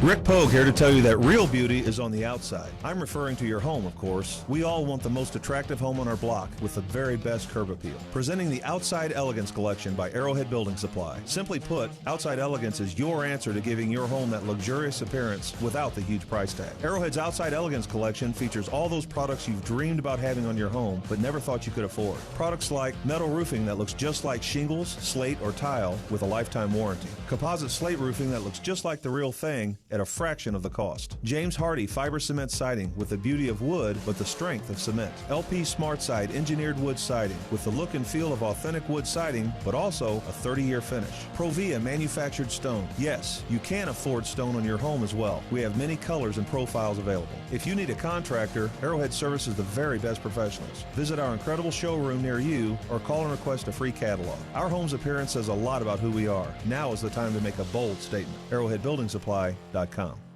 America's First News with Matt Ray gets you up to speed mornings from 4 to 6, right before Allman in the Morning on 1380 and 105.3. The Answer.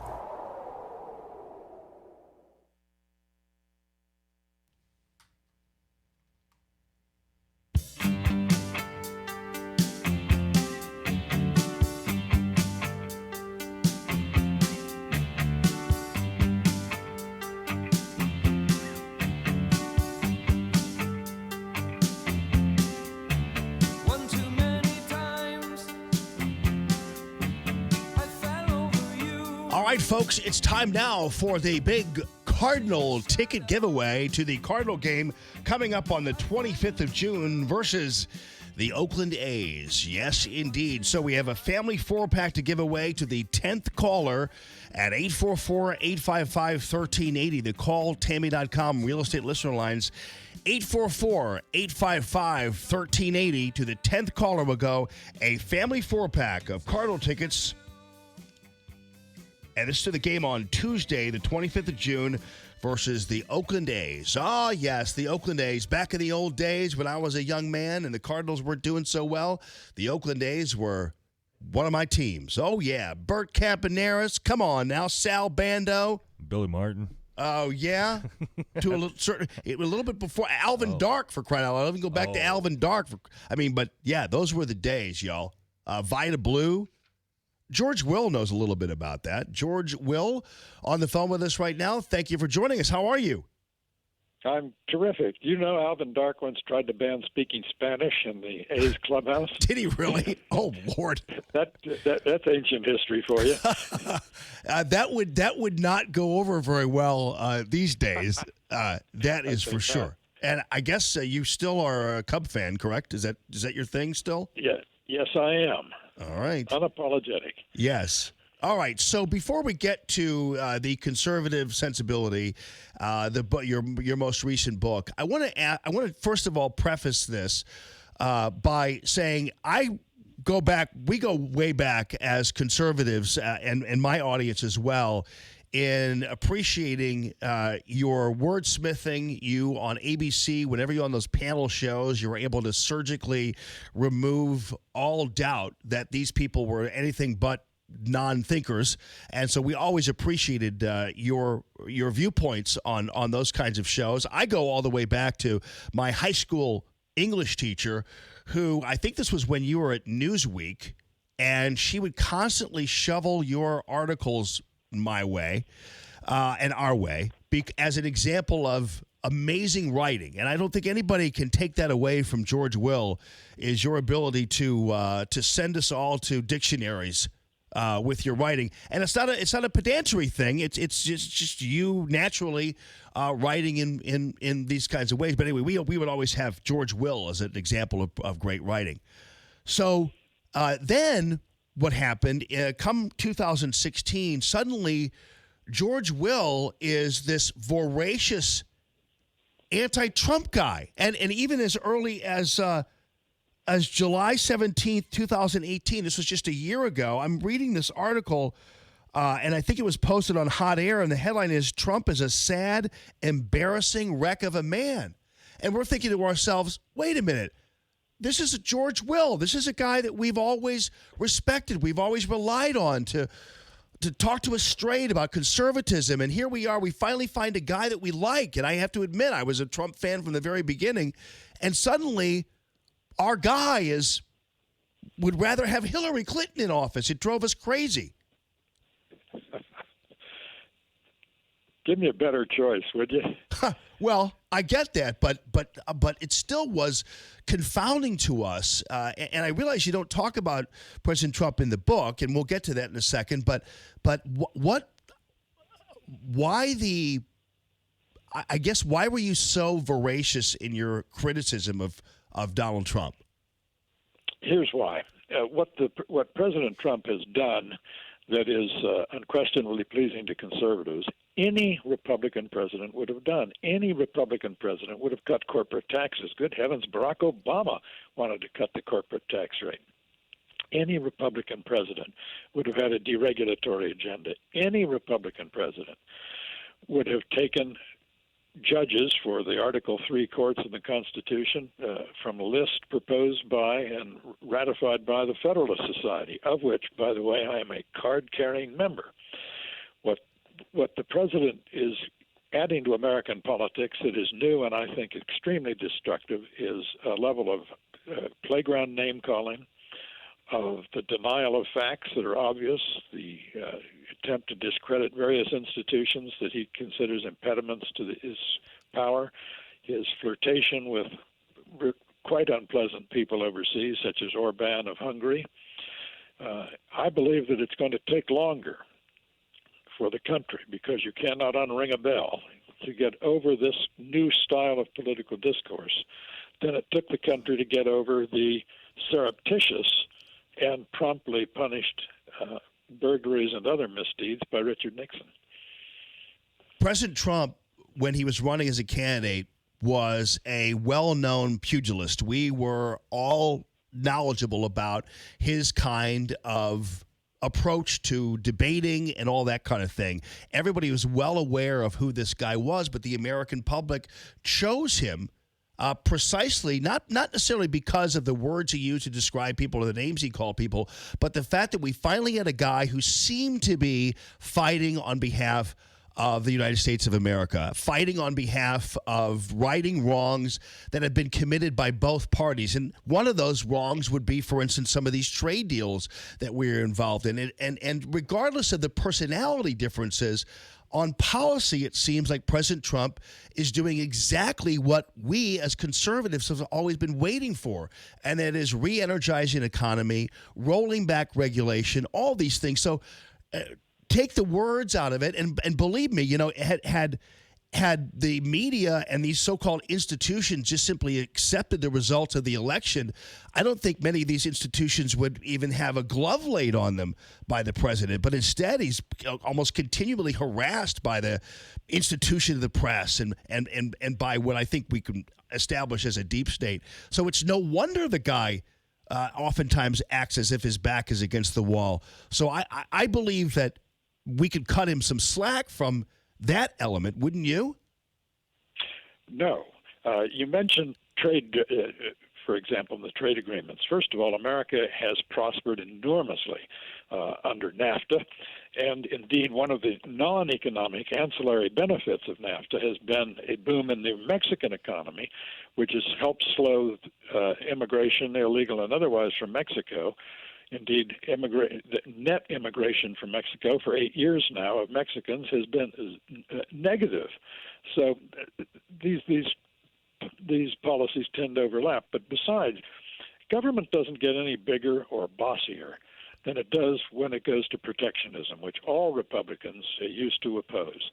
Protectionism is government telling the American people what they can buy, in what quantities, and at what prices. Protectionism is enforced by tariffs. Tariffs are taxes which have been raised unilaterally by this president. Now, let me be clear about something. One of the themes of my book is that the modern presidency became a menace long before the 45th president arrived. Congresses controlled by both parties have shamefully shed their powers that they have no right to shed and transferred them to the presidents of both parties.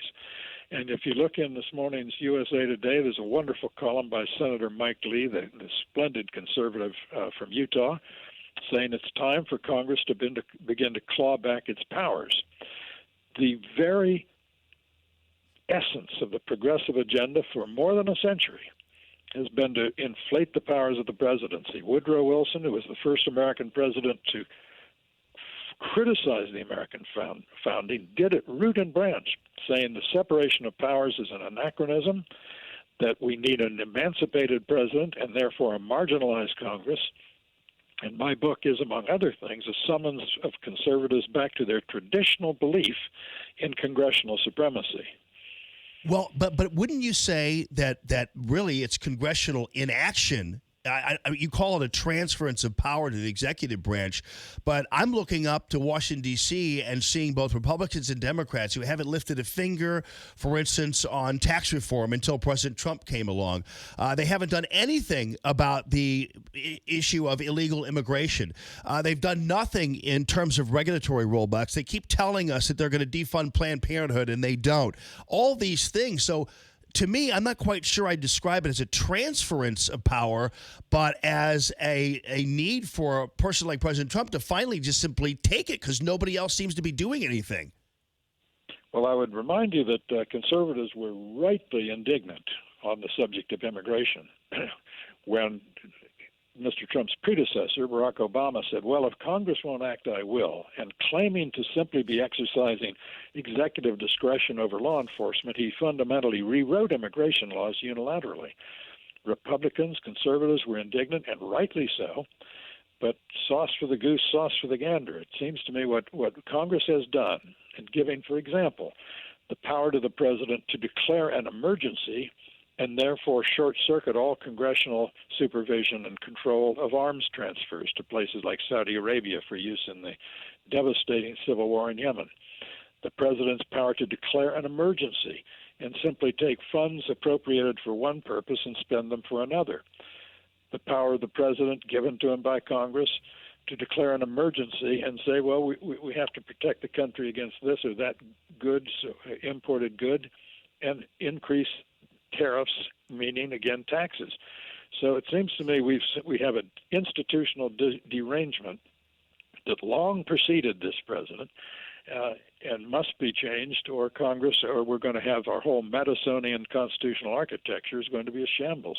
Yeah, it's interesting. I'm glad you mentioned the Madisonian element here, because I know there's this constant tension between the Hamiltonian version or approach to federal government and the Madisonian version of it or approach to it.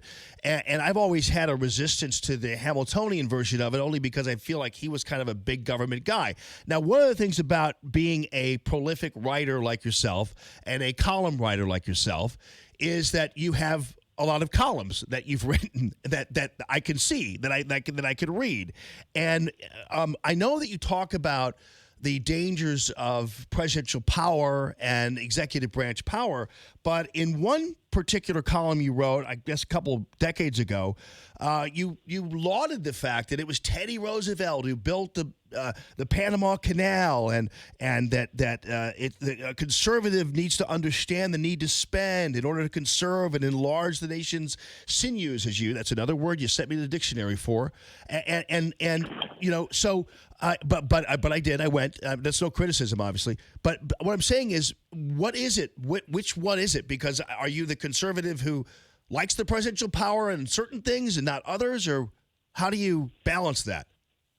Well, presidential power is obviously an apogee in foreign affairs, which is what the Panama Canal involved. Teddy Roosevelt, and as you see in my book, is the precursor of the modern president in that he had what he called the stewardship idea of the presidency. What that meant to him was that presidents have the power to do whatever they want as long as it isn't explicitly forbidden. This was the germ, as it were, of the presidency that flowered under Woodrow Wilson, FDR, and Lyndon Johnson. Conservatives who are for limited government and have a strong libertarian streak, and that certainly describes me, are not anarchists. They understand that government is necessary and government can be helpful. It is a paradox, but a truth, that a free market is a government creation, that you need the laws, the contracts law, the fraud protections, the freedom of information to flow through the economy, court systems to adjudicate disputes and arbitration. All these are institutions consciously created by a government that wants a market to work.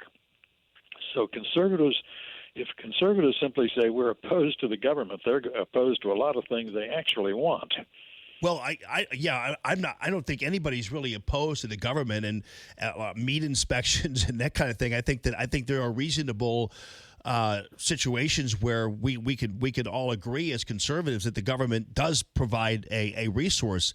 I just don't understand, for instance, like the approach to illegal immigration. I've heard you on television in the wake while promoting the book talking about illegal immigration being an entrepreneurial venture, which I don't understand. No, that's not actually right. Illegal immigration is illegal. And control of one's borders is an essential attribute of national sovereignty. What I do say is that immigration itself is an entrepreneurial act. Yeah. That these are brave people, just like our ancestors. Mine came from Germany. I don't know where yours came from, but they came from somewhere. Yes. Uprooting themselves, taking a risk, bringing this kind of entrepreneurial spirit, draining other countries of this human talent. I believe the United States, which currently has, by the way, 7 million unfilled jobs as the baby boomer generation retires, 10,000 baby boomers every day retire into the Social Security and Medicare system. We need to replenish an aging workforce at a time when the United States fertility rate is plummeting. We need immigration, just as the immigrants need us. Now, intelligent men and women of goodwill disagree about how to structure immigration to serve the economic needs of the United States, which is obviously our business. It is insane to me that we have at our magnificent, world's greatest research universities, we bring people over here, equip them with advanced degrees, equipping them to add tremendous value to the economy, and then send them away. It's madness. So it seems to me that this should be the argument about immigration. Yeah. But the question of illegal immigration, that's easy. We're against it. Right. Well, President Trump ought to be fulfilling that checkbox for you then, because he's expanding this green card situation. That's a long discussion as far as I'm concerned. I don't believe that we have actually adequately been focusing on some of the technological kinds of educations that some of the other countries have. I also don't believe that these people coming from India and China are any smarter than Americans. And so if we would focus more on developing the coding schools and the tech schools and those kinds of things, I think we'd be far better off, but that's a larger discussion. But President Trump is doing what you see as a conservative venture. He's expanding the green card program now, along with some of our most favored conservative senators like Cruz and Lee and those guys. So, okay, so let me ask you this. In the conservative sensibility, you're talking to a bunch of Trump supporters right now who also remember George Will when he talked about Ronald Reagan being possibly ruining the Republican Party. And look what happened with Ronald Reagan. So we're thinking, okay, George Will, in our opinion, as Trump supporters, now has been wrong twice, famously, as far as we're concerned. So if I pick up this book, George Will, what would be in it for me as a Trump supporter? Because we're not going anywhere. Let me report to you on what I think my conservative credentials are in pretty good order. Yeah. I cast my first presidential vote for Barry Goldwater in 1964, to the memory of whom the book is dedicated. I was Bill Buckley's choice to be the first Washington editor of National Review. I was Ronald Reagan's choice to come out to Wexford in Virginia to help him prepare for his one debate with Jimmy Carter. I was Ronald Reagan's choice to be the host at the party that welcomed him to Washington when he came back after the election for his first visit as president-elect. Ronald Reagan came to my house 6 times for dinner during his term as president. Yeah. I think for you to suggest that I was a foe of Ronald Reagan would come as a surprise, not just to me, but to Ronald Reagan and to his wife Nancy, who was also a good friend. What you're going to find in the book, The Conservative, whether you're a Trump supporter or a non-Trump supporter, is 2 things. You're going to find a record of the progressive assault, remarkably forthright and amazingly, distressingly successful, on our constitutional system and the equilibrium of our Madisonian architecture. Second, you're going to find a robust defense of capitalism as a system that makes us not only better off, which it demonstrably does, but makes us better because it enforces certain virtues, thrift, industriousness, deferral of gratification. That's what you'll find in the book that conservatives who favor Trump and conservatives who do not share. Right. So I wasn't questioning what happened post nomination for Ronald Reagan, but you have to know that we know that you were suspicious of Ronald Reagan for a time before he actually got the nomination. And all my question is it possible for a George Will, much the way he came around to become a close ally of Ronald Reagan after being suspicious of him, is it possible that we could see the same George Will coming around for Donald J. Trump? Well, don't hold your breath, but keep your mind open as my mind is open. You say I was suspicious. I am suspicious of everyone who wants power in this country. That's part of the conservative sensibility, is a stance of suspicion regarding those who are very eager for power because they're going to wield it and they're going to try to aggrandize it. And therefore, suspicion is the default position for someone with a conservative sensibility. Yeah, well, but you were wondering, you were thinking that Ronald Reagan was actually going to ruin the party, and obviously he didn't. But you came around even before that in helping him with the debates and everything else, which I mentioned even before you came on.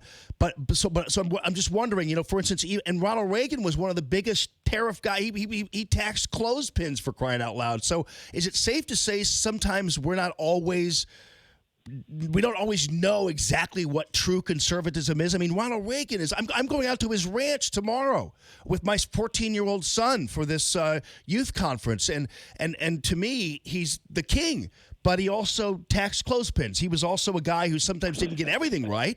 But nonetheless, is it possible that we could offer the same for President Trump in this regard? Because I for some reason, I think the aggression towards Trump is really out of balance as far as I'm concerned. Well, I appreciate your point, and I think I have an open mind, as I hope you do too, about all political leaders. Yeah. No one should say, I support X, therefore whatever X does is fine with me. That's not a way of thinking. That's a way of non-thinking. And that's not how I approach politics. Well, as I say, my approach to politics is going in to be wary of whoever is wielding power. All right. Well, I appreciate the time you've spent. I know they said you had to be out by 55, so I apologize to whoever's coming after you. I know you're interviewing with a lot of people, but I appreciate your patience with us. We're sorry we didn't get you on yesterday, but thanks for your note, and thank you for spending the time with us today, George Will. I enjoyed it very much. Thanks a lot. You too. Thank you. The conservative sensibility. So I mean, I wasn't questioning his conservative cred. I mean, I was just trying to see if he could. I think I finally got him to have an open mind about Donald Trump. You think? I mean, coming from Trump country? Of course, maybe he's just saying that. But he was not. I mean, one of the things about him, at least he doesn't sound defensive about stuff. And I think he was wondering what the hell what this was. But nonetheless, I thought it was interesting to talk to him. Good morning, this morning. I've got to do a short break here. It's Common Sense Radio. More Allman in the Morning coming up on 1380 and 105.3. The Answer. Are you ready to sell your house, but you don't know who to trust with a listing? I'm Tammy Mitchell-Hines, and I sell a house every 30 hours in the Metro East. From staging your house to filling out all of the paperwork, my team is here to guide you step by step through the process of selling your house and getting the most value from it. Serving in Monroe, St. Clair, and Madison counties in Illinois. Go to calltammy.com and let us do the work for you. If you buy or sell a house with me, you can use my moving truck for free. Just go to calltammy.com. Greetings, St. Louis. This is Matthew Mitchell of the Matthew Mitchell Allstate Agency. As a longtime supporter and sponsor of the Allman in the Morning Show, my goal as his trusted advisor is to make sure that you are in good hands. My team of agents and I know how to make sure that you get the best value for the money you spend on your insurance. Our quotes are free, so let us show you what we can do to save you money or give you the peace of mind that you deserve. Folks, there is safety in numbers. I urge you to put the power of Allstate, America's largest and strongest insurance company, to work for you. Call 855-QUOTE-ME. KXFN St. Louis, K287BY St. Louis. Hey, don't just listen to Allman in the Morning. See the show at theanswerstl.com. Now, more Allman in the Morning on 1380 and 105.3. The Answer. So I hope that the end result of whatever that was is I obviously have a better intellectual appreciation for George Will, but I hope he has a better intellectual appreciation of us who support President Trump and don't like being called heretics and non-conservatives, and which is why I think he was wise not to include President Trump or any talk of him in the conservative sensibility, because I think people have had enough of that. But anyway, I think both of us came out of this with a little more positive, more of a positive, constructive view of each other. I hope that's the case. 844-855-1380. News this hour from townhall.com. I'm Rich Thomason. America is strengthening its military muscle in the turbulent Middle East. 1,000 more U.S. troops being sent to the area following attacks on shipping in the Persian Gulf region and Iran's threat to accelerate its nuclear activities.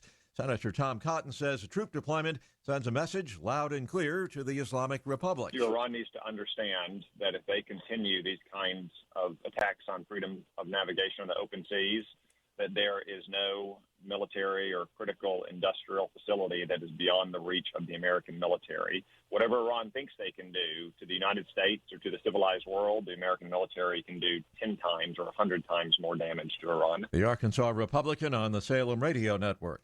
President Trump says Mexico and Guatemala are on board, and the only ones who won't do anything to address the crisis on the southern border are the Democrats in Congress. The president writes on Twitter, they must vote to get rid of the loopholes and fix asylum. And Mr. Trump says that starting next week, ICE will begin the process of sending millions of illegal aliens packing. As the president formally announces his 2020 campaign, he's telling voters to ignore some of the latest poll numbers. The president tweets that his poll numbers are looking really good and that only fake polls show him trailing his Democratic rivals. One of those polls is from Fox News and has Joe Biden beating the president by 10 points in a hypothetical matchup. Predicting a re-election victory, the president says he feels confident about his ability to carry critical states that he won in 2016. White House correspondent Greg Clugston in Orlando for tonight's Trump rally, at which the president will officially announce his re-election bid. On Wall Street this morning, stock futures higher, Dow futures up 136, NASDAQ futures better by 81 points. More on these stories at townhall.com. Stuck in traffic? We've got the answer on 1380 and 105.3. The Answer. We're finally starting to look at a couple of slow spots out there this morning. 270 northbound, Big Bend to Manchester, a little bit tight. Westbound, it's 367 to West Florissant, 64 westbound 15th Street to 55. You'll see a bit of a delay there. A broken water main in Chesterfield still causing problems. It's at Heathercroft and Baxter. And your exit ramp from southbound 255 to State Street remains blocked with flooding. We also still have flooding that closes Riverview Drive in St. Louis both ways between Hall and 270. Traffic is sponsored by TrueCar. Looking to buy a car? Online shopping can be confusing. Not anymore with True Price from TrueCar. Now you can know the exact price you'll pay for the car you want and see what other people paid for it too. When you're ready to buy a new or used car, visit TrueCar to enjoy a more confident car buying experience. I'm Bonnie Green with your St. Louis Metro traffic on 1380 and 105.3 The Answer. 1380 The Answer. Weather. We'll have variable cloudiness today with a shower or thunderstorm around. It'll be warmer with a high of 85. Mostly cloudy tonight, the low 70. Mostly cloudy tomorrow. It'll be humid with a couple of showers and a heavy thunderstorm. Those thunderstorms can bring hail and damaging winds. Wednesday's high 79. Pleasant Thursday with times of clouds and sun, the high 82. I'm Drew Shannon with your St. Louis Metro forecast on 1380 and 105.3 The Answer. I'm Lou Dobbs. Airbus says it has technology for pilotless aircraft. Domino's Pizza testing driverless deliveries in Houston, and maple syrup production is rising. Those stories next. Hi, this is Dennis Prager. In addition to radio, I have spent years, actually decades, in a classroom teaching the Torah. The class was called Dennis Teaches the Torah. I took all 5 books and explained fascinating details that most people had not seen before.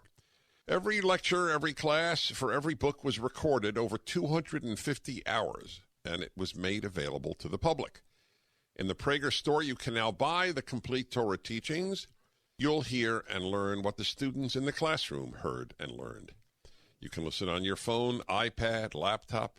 To celebrate the release of the new volume of the Rational Bible, Genesis, the Prager store is offering all of my Torah teachings for 50% off and giving away a free autographed copy of the new book. Go to pragerstore.com or click the banner at dennisprager.com. At this week's Paris Air Show, Airbus said the company has the technology to fly passenger aircraft without pilots. Christian Scherer, spokesman for Airbus, says Airbus is working on convincing regulators that pilotless aircraft are a good idea. Meanwhile, Domino's Pizza is about to test pizza delivery in fully unmanned delivery vehicles. The pizza chain teaming up with Nero, a Silicon Valley startup that's already making driverless grocery deliveries for Kroger in the Houston area. And rival Pizza Hut is already testing driverless delivery. The USDA says production of maple syrup rose 1% this year to more than 4 million gallons, Vermont remaining the #1 producer, followed by New York and Maine. Please join me for Lou Dobbs tonight, 7 o'clock and 10 Eastern on the Fox Business Network. This is the Lou Dobbs Financial Report. Here at The Answer St. Louis, we know you're smart, but you didn't get that way all by yourself. To aid in your never-ending quest for knowledge, we've teamed up with Regnery Publishing for the Regnery Book of the Month contest. Every month, we'll give away a different book from the hottest conservative authors. Just go to theanswerstlouis.com, click on the Answer Advantage Contests and Surveys tab, and sign up to win. Regnery Publishing. Great conservative books, great conservative authors. I know you're asking, Smash, this People's Praise Party Jesus Music Show, Sunday mornings, 11 o'clock on 1380 AM and 105.3 FM. The Answer, you ain't a preacher, a pastor, or a pope. What kind of holy what? Are you laying down? Well, first of all, with the People's Praise Party, the word is in the music. Then me, as a normal dude loving the Lord, I'm just getting down to the Jesus nitty-gritty from my take on the real. It's like the song says.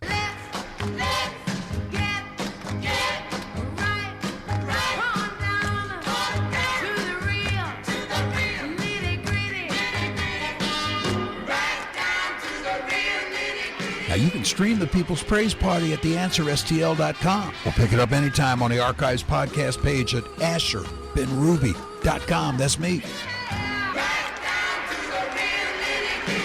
You'll find ain't nobody bringing it like this. The word is in the music at the People's Praise Party. Common Sense Radio with Allman in the morning on 1380 and 105.3. The Answer. Give me land, lots of land, and the starry skies above. Don't fence me in. Let me ride through the wide open country that I love. Morning this morning, and happy Tuesday. Good morning this morning, everybody. Hey, Bob, thanks for hanging on the line. He's on line one. Bobby, what's going on with you, man? Good morning, Mr. Allman. Good morning this morning, Bob. I tell you, they need to take that interview you did with George Will. They need to take that recording and have journalism classes listen to that, and maybe some of these idiots in the press will actually start turning out to be halfway decent. You did research. You know, you did your research. You disagreed on some points. You set him back on his heels on some points. Other points you conceded to.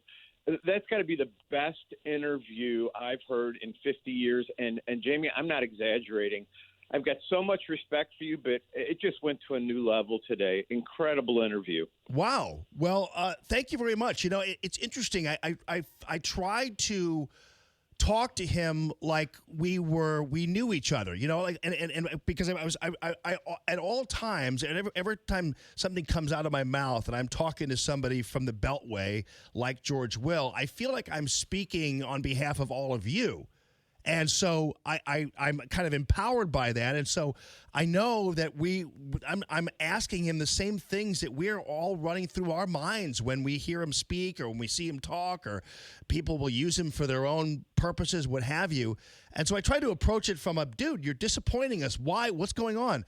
And so I think it worked out pretty well. And I hope, really what I really hope is, I mean, some of these guys, all they do is kind of talk amongst themselves, and you can really get stuck in a cloister when you're in D.C. that way. And even George Will, who I'm sure gets around, still confines himself to those areas where maybe he never actually knows that we really exist out here as people. And I think it was nice that intellectually you were on his level, and I think that took him back a little bit. I thought that was great. And one last thing, Jamie, you have to do this for all of your followers. You have to go and kick the Newmans' asses. And you have a great day. Thank you, my brother, and that will be happening. So I won't let you down in that category, my friend. So, Bob, I really appreciate you calling the show. Yeah, I mean, I sense that after all of that, you know, to tell you the truth, I have a better perception of George Will than I had before, but I really hope that he has a better perception of us than he had before. That's really what I want. That's really what I was trying to reach for, is him to understand, you know, especially with the Reagan protectionism thing. I wanted him to understand that, you know, maybe it's safe to say we don't exactly know what true conservatism is.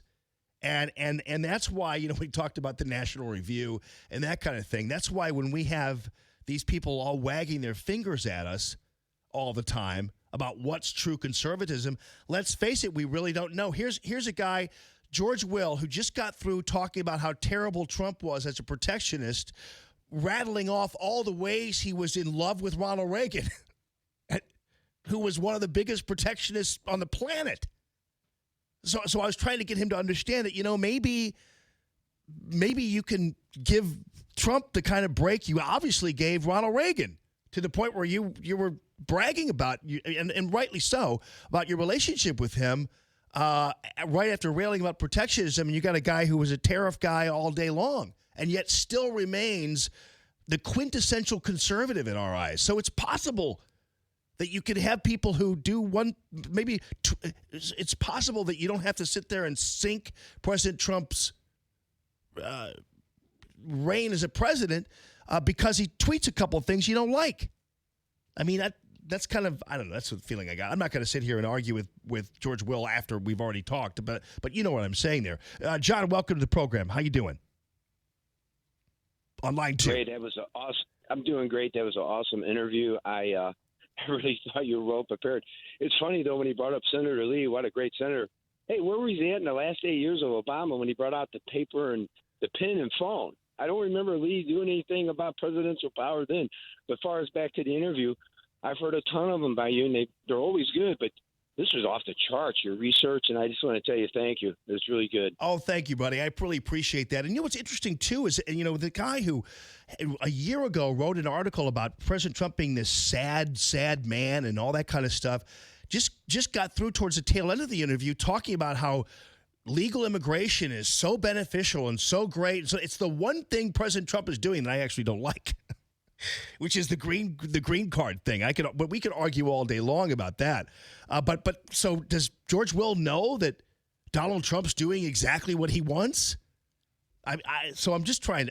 It was a matter of just trying to have a nice conversation and get the ball rolling. And I hope he comes back on again. I think there's a level, as I told Phil off the air, I think that George Will has within him a level of jocularity that I think would be interesting. I think I can tell. Here's what I could tell. I could tell he respects you. That was important to me. And that was really a big thing for me, is to get a sense from George Will, regardless of his differences with President Trump, whatever, that he respects you. That was really important to me, and I was looking for any kind of, so any kind of put down or whatever, which I think he's been doing, but when challenged, he won't. But I really was looking for that, and it seems to me, to a certain degree, and this was enlightening to me, that I think we were able to extract a level of respect that I didn't know was there for you, which is really important. Ben Murphy, good morning this morning, Ben. How are you? Jamie, I'm never better. How you doing this morning? Great, man. We've got the Jefferson City about to unravel, and we might have turned George Will into a Trump fan. So I don't know. Hey, Bob, our caller, Bob, I say our caller, he calls in when I'm on Fridays, and Bob is right on, Jamie. That probably, and I know Max said that the call-in line is flooded, rightfully so. That was an amazing interview, and I was betting that George Will would no-show you, because I figured his people, his handlers, played him that Star Wars interview, and he wasn't going to come near you this morning. Yeah, I didn't. I figured George Will, seemingly as kind of bow tie-y, horn rim glasses as he looks, he came across to me like he's got some balls. I mean, it seems like he's got some stones going for him. So I think he likes the. It seems to me he will appreciate a battle. It's too bad not many people engage him in that battle. Well, what I heard was a couple of guys with balls, highly professional, and my hat's off to you, because you really did a great job, Jamie. And I wanted to say, I wanted to call this morning. We've got we don't necessarily have people camped out down at America First Mo for the watch party for the big announcement this afternoon. But can you imagine? We've got representatives from the Missouri GOP will be there. They are co-hosting along with us this watch party at our headquarters at 6 p.m. And we're going to have a huge crowd. It's BYOB, and we're looking forward to celebrating along with all of our people who made it to Orlando for the big rally and the announcement tonight. And it's just, on the heels of the president's birthday party we had last week, this thing is ramping up, and it's going to be a great time watching this tsunami re-election of the president. No doubt about it. So that's at 6 o'clock right there in Valley Park, right? That's correct. So we'll look forward to seeing everyone there. We'll have a big time with it. We'll talk to some of the GOP, and I imagine a bunch of the conversation is going to revolve around the governor's fleeing. Is it overstating it to say that he's fled Missouri in light of what's going on with the Greitens case? Well, I said earlier that this is extremely convenient for him because you realize that Mike Parson is not governor of Missouri right now. That's correct. That Kehoe is governor of Missouri. So right now, go ahead. Well, right now, any conversation that Mike Parson has, and I guarantee you, there are a lot of conversations being had, is not really an official. Is not really an official conversation. So that's convenient. Very good. We're going to be having some of those conversations this evening as we await the announcement by the president of his bid for re-election. So, Jamie, you've got a lot of callers lined up, so Max says, and I'll continue to listen this morning at work and look forward to seeing everyone this evening. Ben Murphy, you're a gem, man. I hope to have you still on Friday, if anything, by phone while I'm in Santa Barbara. So I got to figure that out. I just realized, too, I'm looking at the agenda here, and the Reagan tour starts at 8 o'clock in the morning of the ranch. Is that what 8 o'clock in the morning Santa Barbara time is? What time here?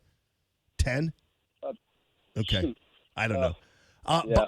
So we'll coordinate that. I'd be glad to. Okay, Honored as always. So it's BYOB because I'm glad to know that because I saw Brett Hall wheeling his Yeti around looking for a place to go tonight. So he's got. I just saw him on 40 wheeling a Yeti, and so we'll look forward to seeing him down. I'll let him know there's a party over at headquarters in Valley Park. That'll be great. He'll come loaded for bear, Jamie. Have a great trip to California, and we'll do the call-in on Friday. Now, sounds good, Ben, and thanks for all you guys do, man, on behalf of the grassroots. And I'm glad you guys are actually having a confab with the establishment, so to speak, because you guys have been doing great work. You're never alienating anybody. You're always just trying to change some minds or get people involved in the grassroots. So we appreciate that, brother. Thanks much, Jamie. I was told yesterday that looks like we finally got the attention of the Missouri GOP. Yeah. They approached us on this one, and we're glad to have them. Absolutely. Let's all work together and get the president reelected. No doubt about it. And we'll see how this whole thing shakes out with this Tisby thing. But yesterday was just the beginning of what's going to be some really prickly times for bad people who had it in their mind to launch a coup of Governor Eric Greitens. So we're going to find out the truth. Yes, we are, Jamie. It's the draining of the local swamp. It has to happen. Right on, brother. All right, Ben Murphy, thanks a ton, buddy. Okay, your phone calls are welcome, 844-855-1380. The calltammy.com real estate listener line. Coming up, we've got Jimmy Hoff, the Gateway Pundit, and also an old friend of mine, Ola Hawatma. You all know her as this great fashion designer in St. Louis and New York, and she's amazing. She does all kinds of things. She's a great conservative, too, one of the rarities in that kind of culture in New York and the glitterati, or whatever you want to call it. She's now running for Congress in New York, which has slowly deteriorated into this left-wing craziness, even upstate New York. Well, she is coming in the studio this morning to tell us about this new venture as well. So it's Common Sense Radio. More Allman in the Morning coming up on 1380 and 105.3. The Answer. Stuck in traffic? We've got the answer on 1380 and 105.3. The Answer. Well, we got a little bit of everything out there this morning. We've got road work, we've got construction, and we've got flooding. 44 westbound is stop and go between Southwest Avenue and Shrewsbury through construction. And 70 northbound, your stop and go from 55 to the Museal Veterans Bridge with a crash still on the right shoulder. We can see it from the bridge jam cam. Riverview Drive in St. Louis closed both ways between Hall and 270 with flooding. And 270 northbound jammed up. Tesson Ferry to Manchester. Westbound 5564 to the 5544 underpass. Traffic is sponsored by TrueCar. Looking to buy a car? Online shopping can be confusing. Not anymore with True Price from TrueCar. Now you can know the exact price you'll pay for the car you want and see what other people paid for it too. When you're ready to buy a new or used car, visit TrueCar to enjoy a more confident car buying experience. I'm Bonnie Green with your St. Louis Metro traffic on 1380 and 105.3 The Answer. Little ThrottleNet action right here, y'all. And let me tell you something about ThrottleNet and the kind of work they're going to do for you if you're in the financial services, any kind of health environment, a healthcare environment. If you're dealing with anybody with credit cards or any kind of information like that, you're not only needing to protect your business, you're needing to protect those people who are your clients. And I guarantee you, the one time a client doesn't feel protected, they are out. They are gone. That's why so many businesses have been virtually destroyed by somebody who gets in, attacks their system, hacks into their system, steals information, and suddenly a company is brought to its knees because people aren't coming back to them. They're losing all their clients, and it's costing them a ton of money to recover from it. So ThrottleNet pops in, and these are the so-called black hats, white hats. These are people who act like they're the black hats. The black hats are the ones who do the hacking and do the malware and do all that kind of stuff and poke into your system and grab credit card information, personal information, and utilize it for bad.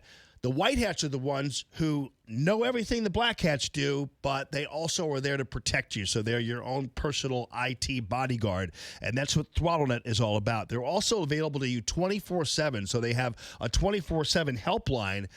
So you're able to call them at all hours of the day, depending on what happens with your system. If it suddenly goes down sometime at 2 o'clock in the morning, ThrottleNet's there to go ahead and get you back up, either remotely or with a knock on your door, and they can help you at home.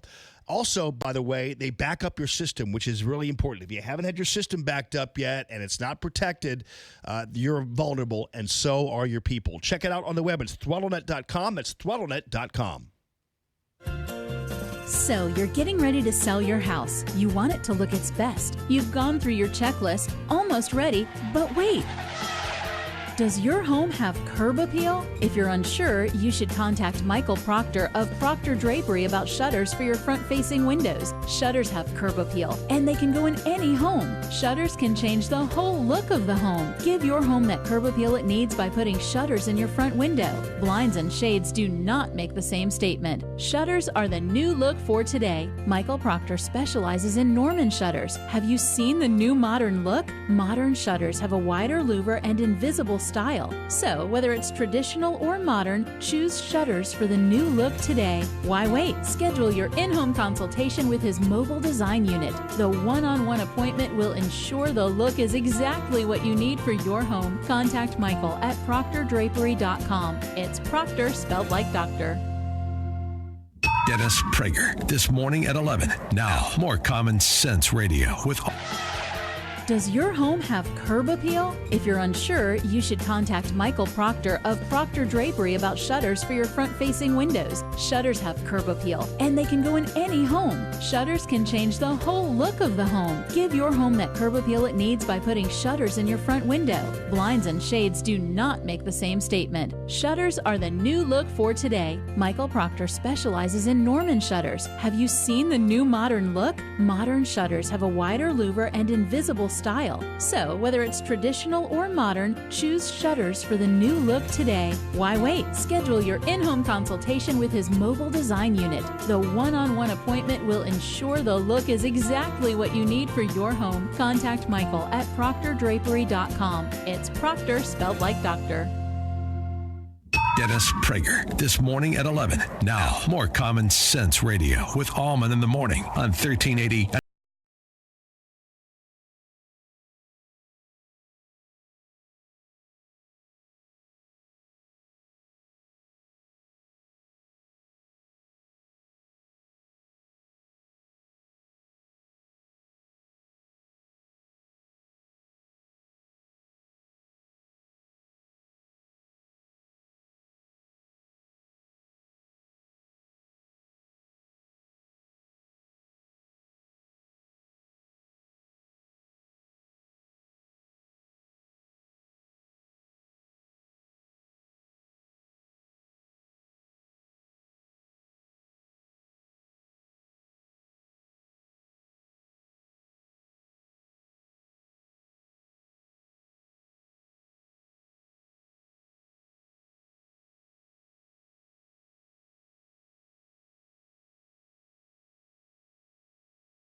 And that's an important thing, and a lot of it's an example. Like even if you have an example of George Will when he liked Teddy Roosevelt building the Panama Canal, but doesn't like President Trump doing things on his.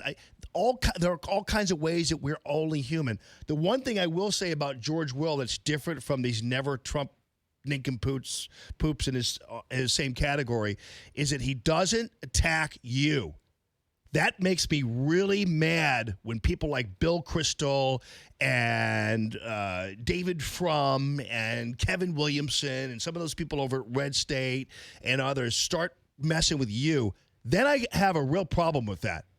And so, at least he keeps it on the intellectual and the discussion end, except for when he talked about the sad man thing, which was weird because I think it was even weird for him. They pulled that thing off of hot air like after 3 hours. I remember that. I went back to go and download it for posterity to keep it, and it wasn't there anymore. So that was even over the top. But live and learn. That's what it's all about. Tonight, of course, as Ben pointed out, is the watch party. Tonight is that big rally in Florida, and this is going to be a monster. And the only thing that we're going to have to kind of look at is how, mark my words, I was thinking about this yesterday, and I realized that I've oftentimes keep hammering away at this, but I'm telling you, watch out for Kamala Harris. I'm telling you, watch out for her. Here's the reasons why. She's black, but she's kind of white. You know what I mean? Right? So she's black, but she's kind of white. She's like Obama, I mean, she's the black person that some of these left wingers can gravitate towards. They and because they're acceptable black people to them. I'm just telling you the truth. She's got a white husband, which some people don't really like, and I know George Jefferson would not approve. But she's got a white husband. She is attractive. She is kind of a fighter. She's got a little bit of moxie in her, you know what I mean? And so I'm telling you, watch out for her. I told you a long, long time ago what was up, and I'm telling you, keep an eye on Kamala Harris. Just letting you know. And as much as the news media and the others, because it's a little club up there, this whole Joe Biden cool kid club up there in the media and the Democratic Party, but that's not going to last for long. That's not going to last for a long time. But just to keep an eye on her. I'm not saying I'm always right, but if I would keep an eye on this Kamala Harris. All right, coming up, Ola Hawatma is going to be coming into the studio. Also going to talk with the Gateway Pundit, Jimmy Hoffman's got some great stuff there at the Gateway Pundit site. Hope you enjoyed the Cardinal ticket giveaway. That was really cool, the Cardinals to set us up and be able to get you tickets. We're going to give a family 4-pack away. I think it's every month, right, Maxie? Yep, every month. Okay. By the way, did we get a George Will book?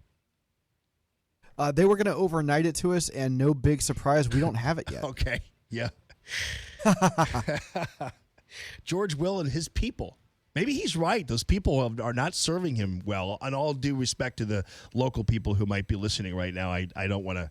I'm just saying sometimes you're all over the map. Just letting you know. 844-855-1380, the call, Tammy.com, real estate listener line.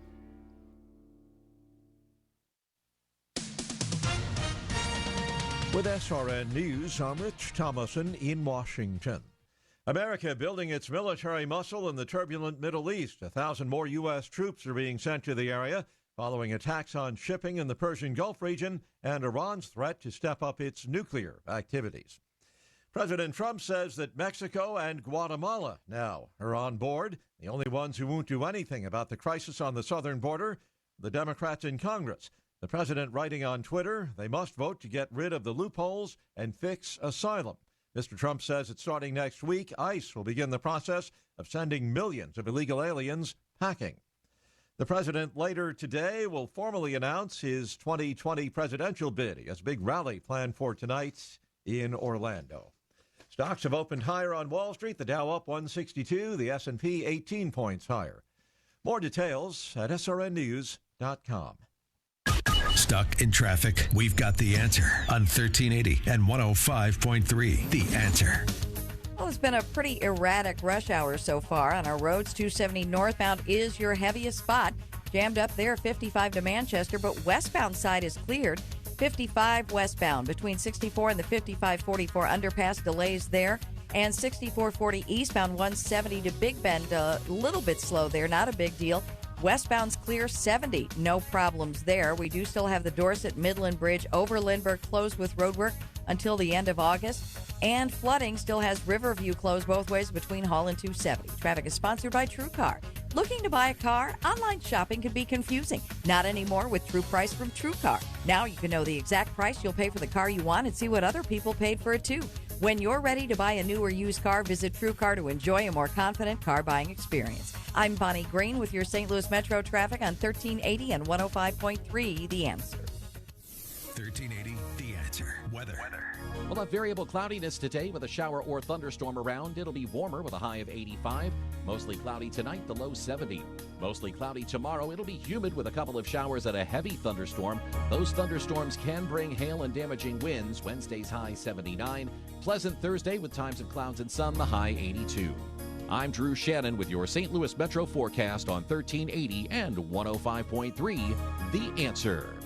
Health insurance premiums making you sick? Hi, it's Mike Gallagher. I have the answer. Dryden Camus Insurance Agency serving Missouri and Illinois. This is non-Obamacare, and you can enroll anytime. You don't have to wait for open enrollment. Why should you have to pay for maternity coverage and pediatric dental care if you don't need it? KDDI-INS.com. KDDI-INS.com or call Joyce at 877-695-0245. 877-695-0245. This is the answer. This is the solution. KDDI-INS.com. After severe storms roll through the area and you're left to deal with the damage, call Arrowhead Building Supply for the professional help you need. High winds and large hail can wreak havoc on a home's exterior very quickly, so never neglect or underestimate the possible damage left behind. Arrowhead is the preferred supplier to hundreds of quality contractor professionals who will treat your home just like their own. Don't leave your home's protection to just anyone. Our contractor customers are also our friends and partners. When severe weather hits, call Arrowhead Building Supply for relief. ArrowheadBuildingSupply.com. You love that smell, that new truck smell, all cleaned up and ready to go. Did you get your vent visor? You know, the rain guard that goes over your window? Stop by Custom Car and Truck in O'Fallon, Illinois for free installation and lifetime warranty on vent visors. How about your bug shield? You don't want to mess up the hood of your new truck with dead bugs. Keep them off the hood with free installation and lifetime warranty bug shield. See John and the crew off Highway 50 in O'Fallon, Illinois, or online at customcarandtruck.com. Listen to Allman in the Morning with Alexa. Wake up and say, Alexa, play The Answer St. Louis. Now, back to Allman in the Morning on 1380 and 105.3 The Answer.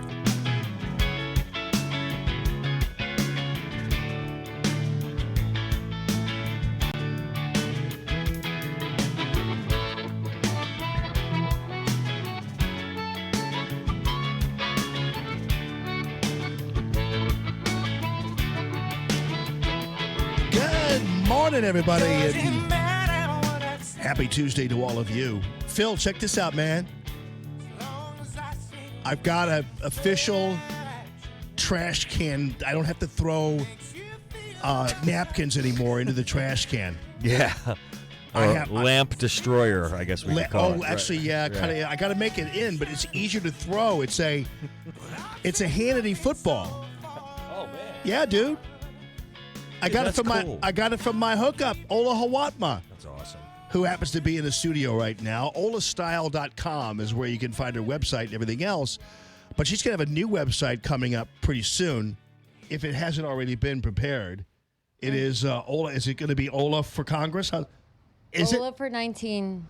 I love it. Ola for 19. And when I say Ola, well, first of all, let me christen the Hannity. See, Ola's a good friend of Sean Hannity's.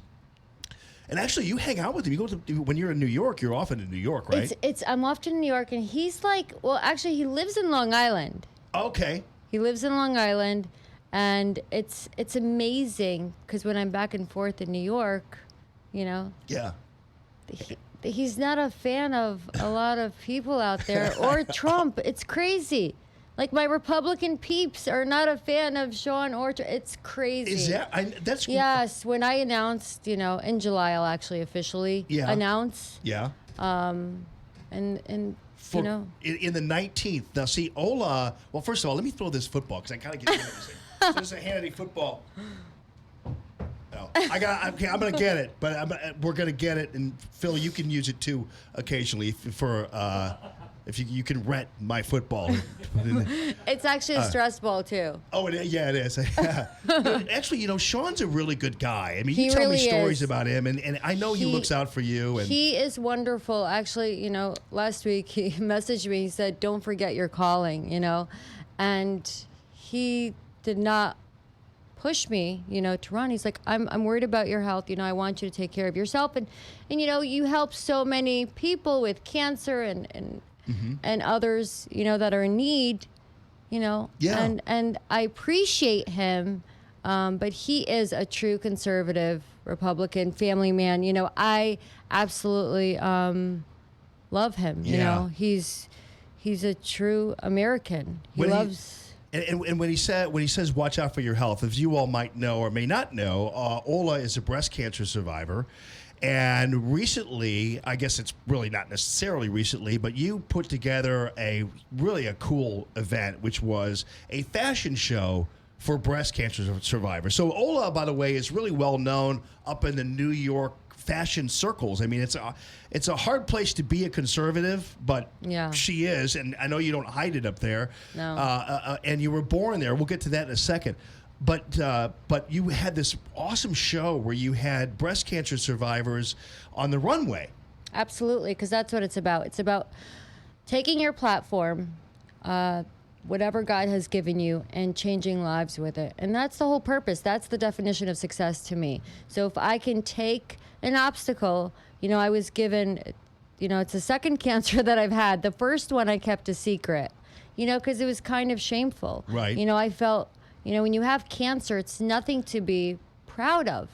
The second time around, I said, okay, God, you have a purpose. I need to change lives with it. So I'd rather instill confidence in 20 cancer survivors, making them supermodels for a day, having them walk in beautiful gowns and feel great, instill confidence in them, than sell a dress, because that is right. That's my calling, I feel. Well, because that's one of the things too, especially when it comes to breast cancer surgery and things like that.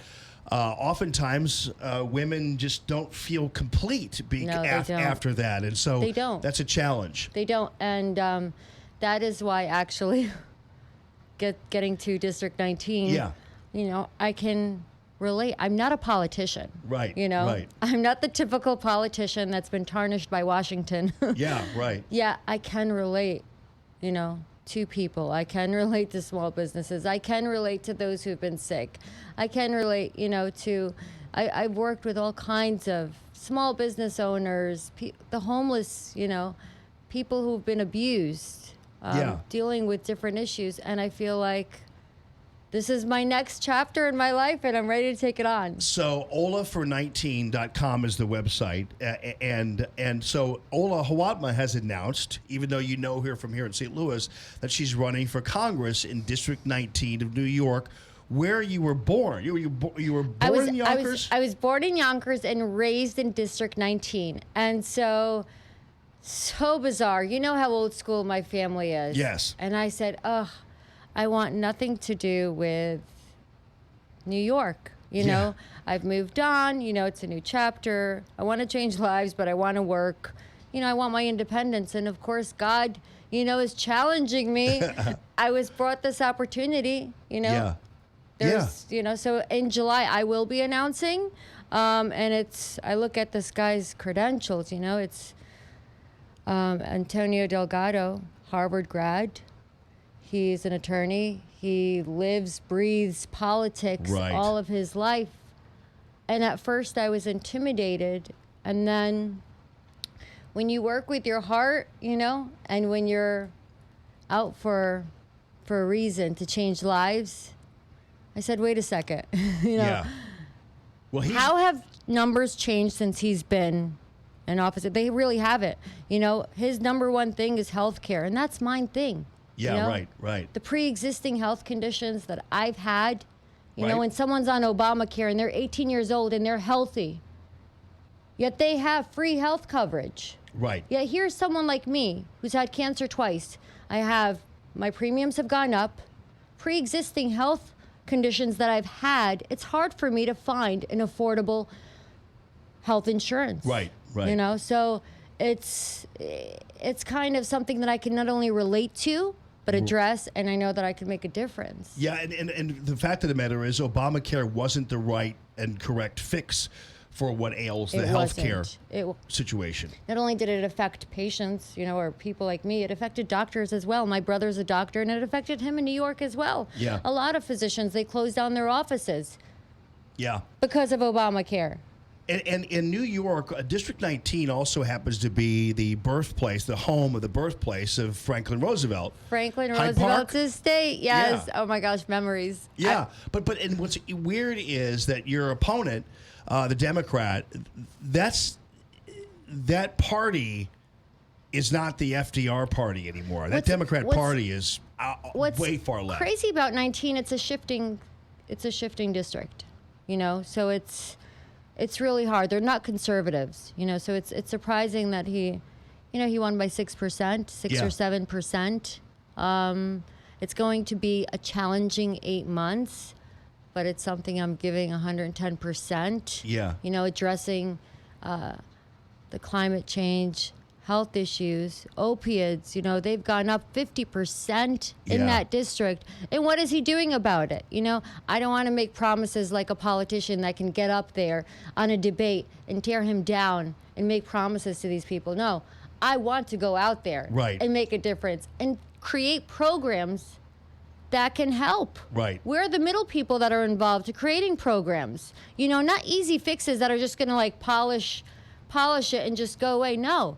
We need to get to the core of every issue. So what happened in New York? Because I knew New York City was somewhat liberal. I get it. But I don't know what has gotten in the water. So bizarre. I was on so my friend, Julio Gonzalez, actually, he rented this yacht and announced, you know, that I was interested in running. In July, I'll be officially announcing.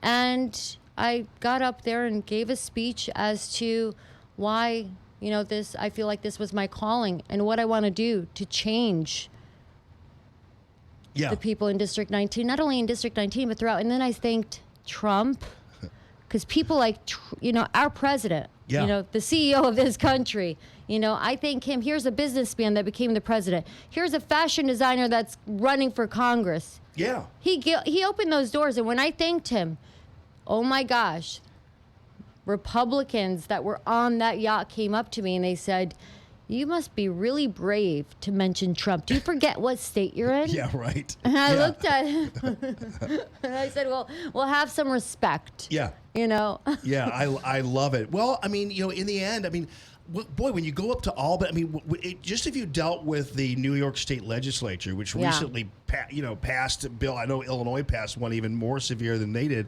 but here you have a legislature that was okay with aborting a baby after it's born. I mean, and who?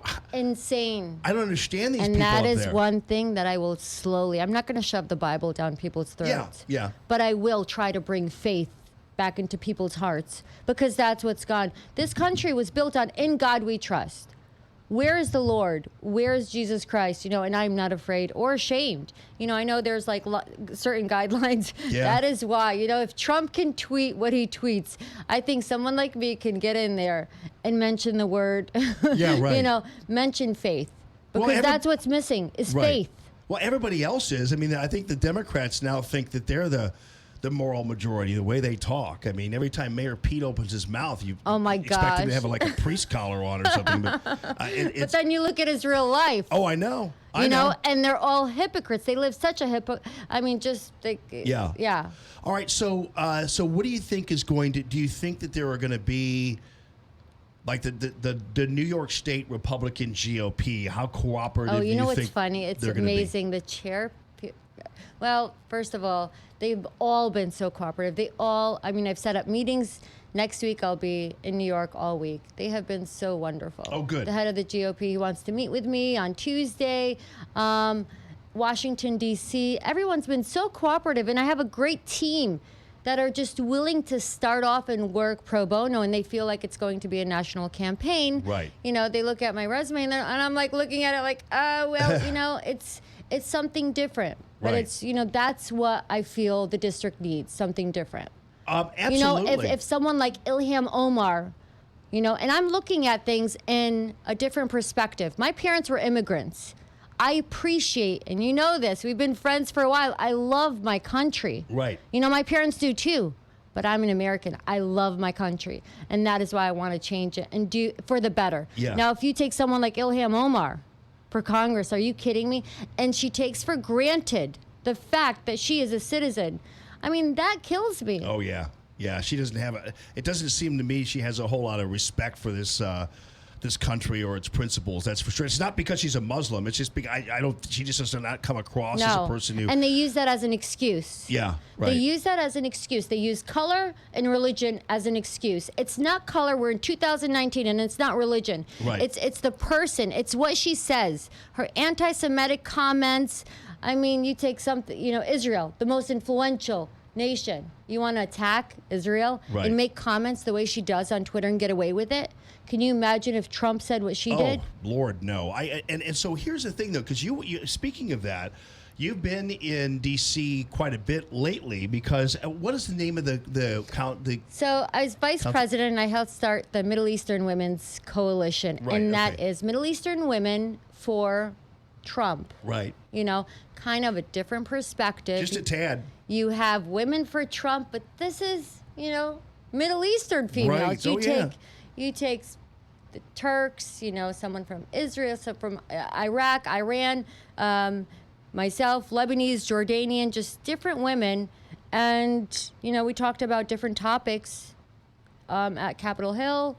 And it's just about making a difference and helping, empowering other females. Yeah. I haven't heard of Middle Eastern Women for Trump on the news. I wonder why that would be.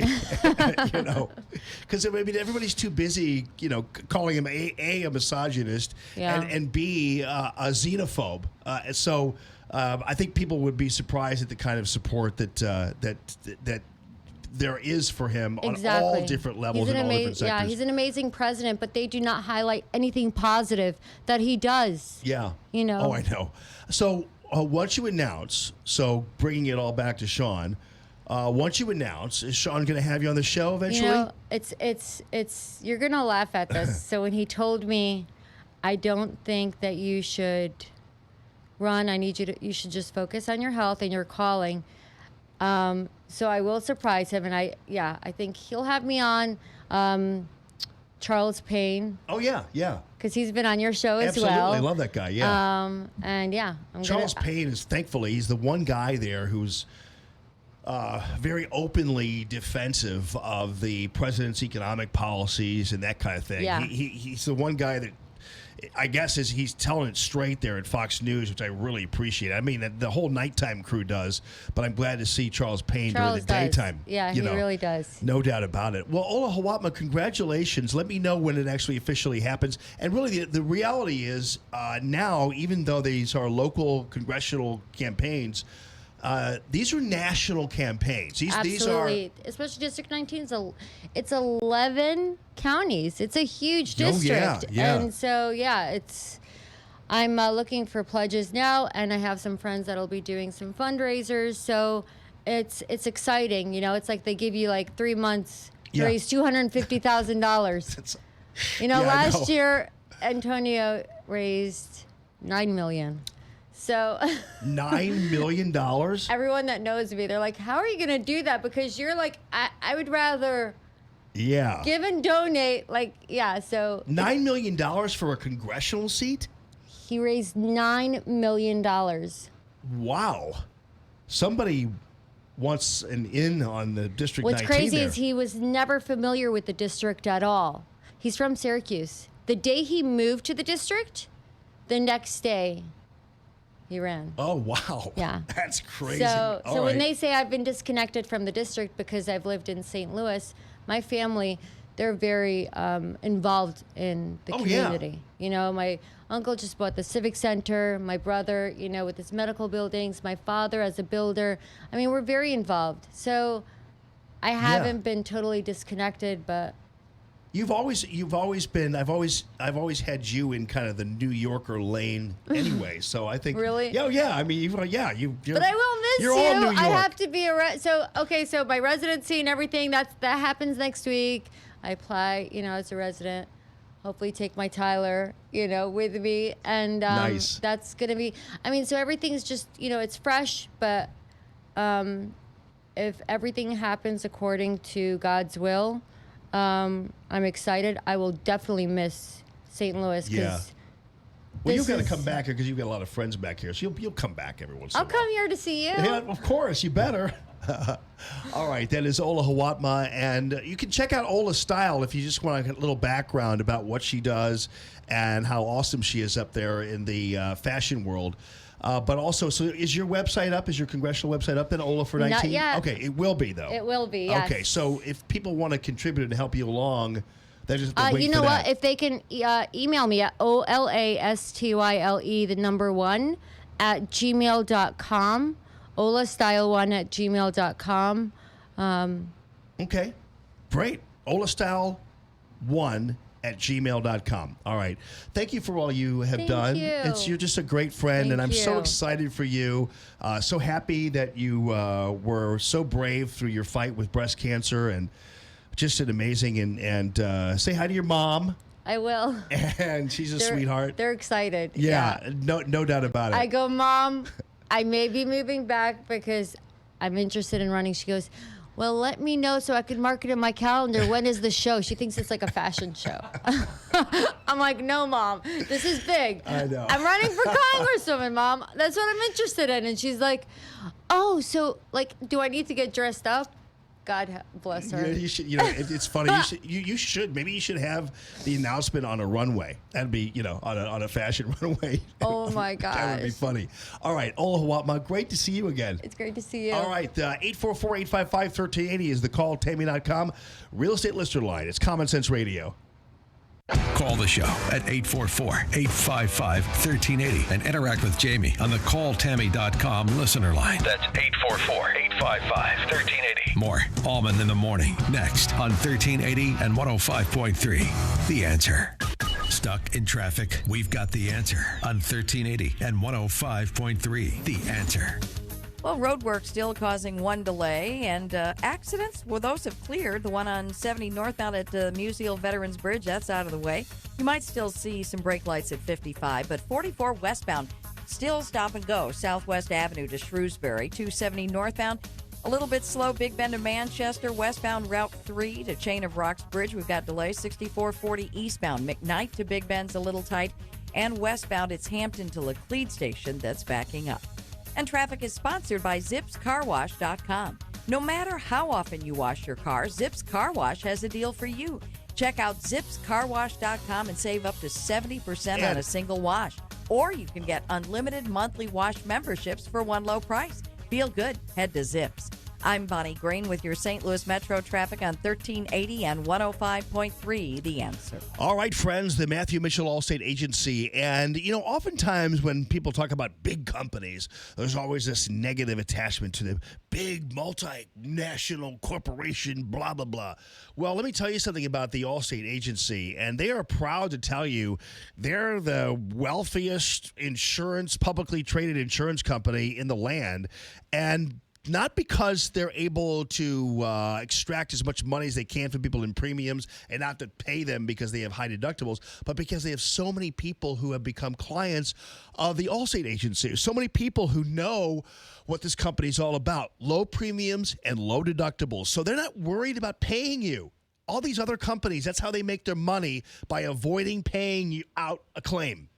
That's how it's done. So they say, hey, we'll give you low premiums. How does that sound? Oh, great. Thank you. That's awesome. But your deductible is $5,000. That's when you find out only when you make a claim that your deductible is that high. So Matthew and his team, 70 years in the insurance business between all of them, Matthew and his team are able to go ahead and craft a plan for you, not only for your home insurance, where you're able to save a ton of money. Let them look at the current policy you have, but also in your car insurance, and especially for young drivers. They've got a young driver program that's great for you as well. And the young driver program is just another one of those things that kind of breaks the mold when it comes to insurance policies, because the young kids they're not bankrupting families anymore with the young driver program. And also he has life insurance for you as well. It's the Matthew Mitchell Allstate Agency. 855-QUOTE-ME. That's 855-QUOTE-ME. Once upon a time, many years ago, customers would find your business with this big, thick book full of phone numbers and competitors' phone numbers. It was a heavy, cumbersome, yellowish-looking thing. I believe they called it a phone book. You'd place your ad in the book and hope customers would call. Hello? We've come a long way. Now, there's Salem Surround. We help deliver customers right to your front door with targeted digital marketing. These are the tools of the 21st century smart businesses use to succeed. And our team at Salem Surround can guide you through all the available options with the expertise to manage all your digital marketing under one roof, so you can spend time taking care of your customers. Get started with a free evaluation of your digital presence and some great ideas to increase your online visibility and revenue. With Salem Surround, there are no limitations on how and where you can reach customers. Total market penetration for increased ROI. Learn more at surroundstl.com. Surroundstl.com. Connecting you with new customers. KXFN St. Louis, K287BY St. Louis. Never paint again. This is Darren, owner of Rhino Shield. Want to eliminate painting your home, business, or church? Call the experts at Rhino Shield. Rhino Shield is a revolutionary ceramic wall coating to regular paint and vinyl. Perfect for aluminum, steel, unpainted brick, block, stucco, EIFS, drive-it, cement board, and wood sidings. Rhino Shield eliminates wasting time and money painting year after year. Our ceramic coating deflects 90% of the sun's UV rays and 100% of the moisture. Our clients want affordable protection with the elimination of maintenance. Rhino Shield protects your biggest investment while maintaining your architectural features and gives you the curb appeal you deserve. Make your home great again by working with the Rhino Shield experts. A+ rated with the BBB. Call 877-25-RHINO, 877-25-RHINO, or 877-25rhino.com. See what we did there? Genius. Tell them, ladies. Go Rhino Shield. Never paint your house again. Rhino Shield. Hey, want to talk with Jamie? Call 844-855-1380.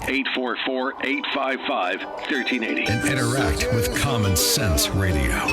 This is Allman in the Morning on 1380 and 105.3. The Answer. Just where to put all your faith, and how will it grow? Gonna rise up, burning black holes and dark memories.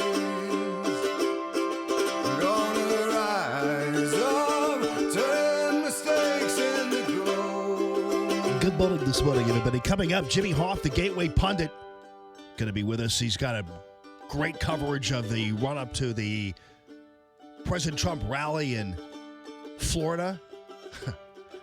People are spending the night camping out. Pretty amazing. We're still going to hear that Joe Biden's the next president of the United States based on a poll of 1,000 Democrats. Oh, man. They can't fight it. You can't fight it. You can't beat it. You can't overcome it. They've tried. The deep state, the media, they've tried to keep their finger in the dike. They can't do it. And President Trump announcing his re-election campaign for 2020. And we're going to swamp him again. Jim Hoff, the Gateway Pundit, straight ahead. News this hour from townhall.com. I'm Rich Thomason.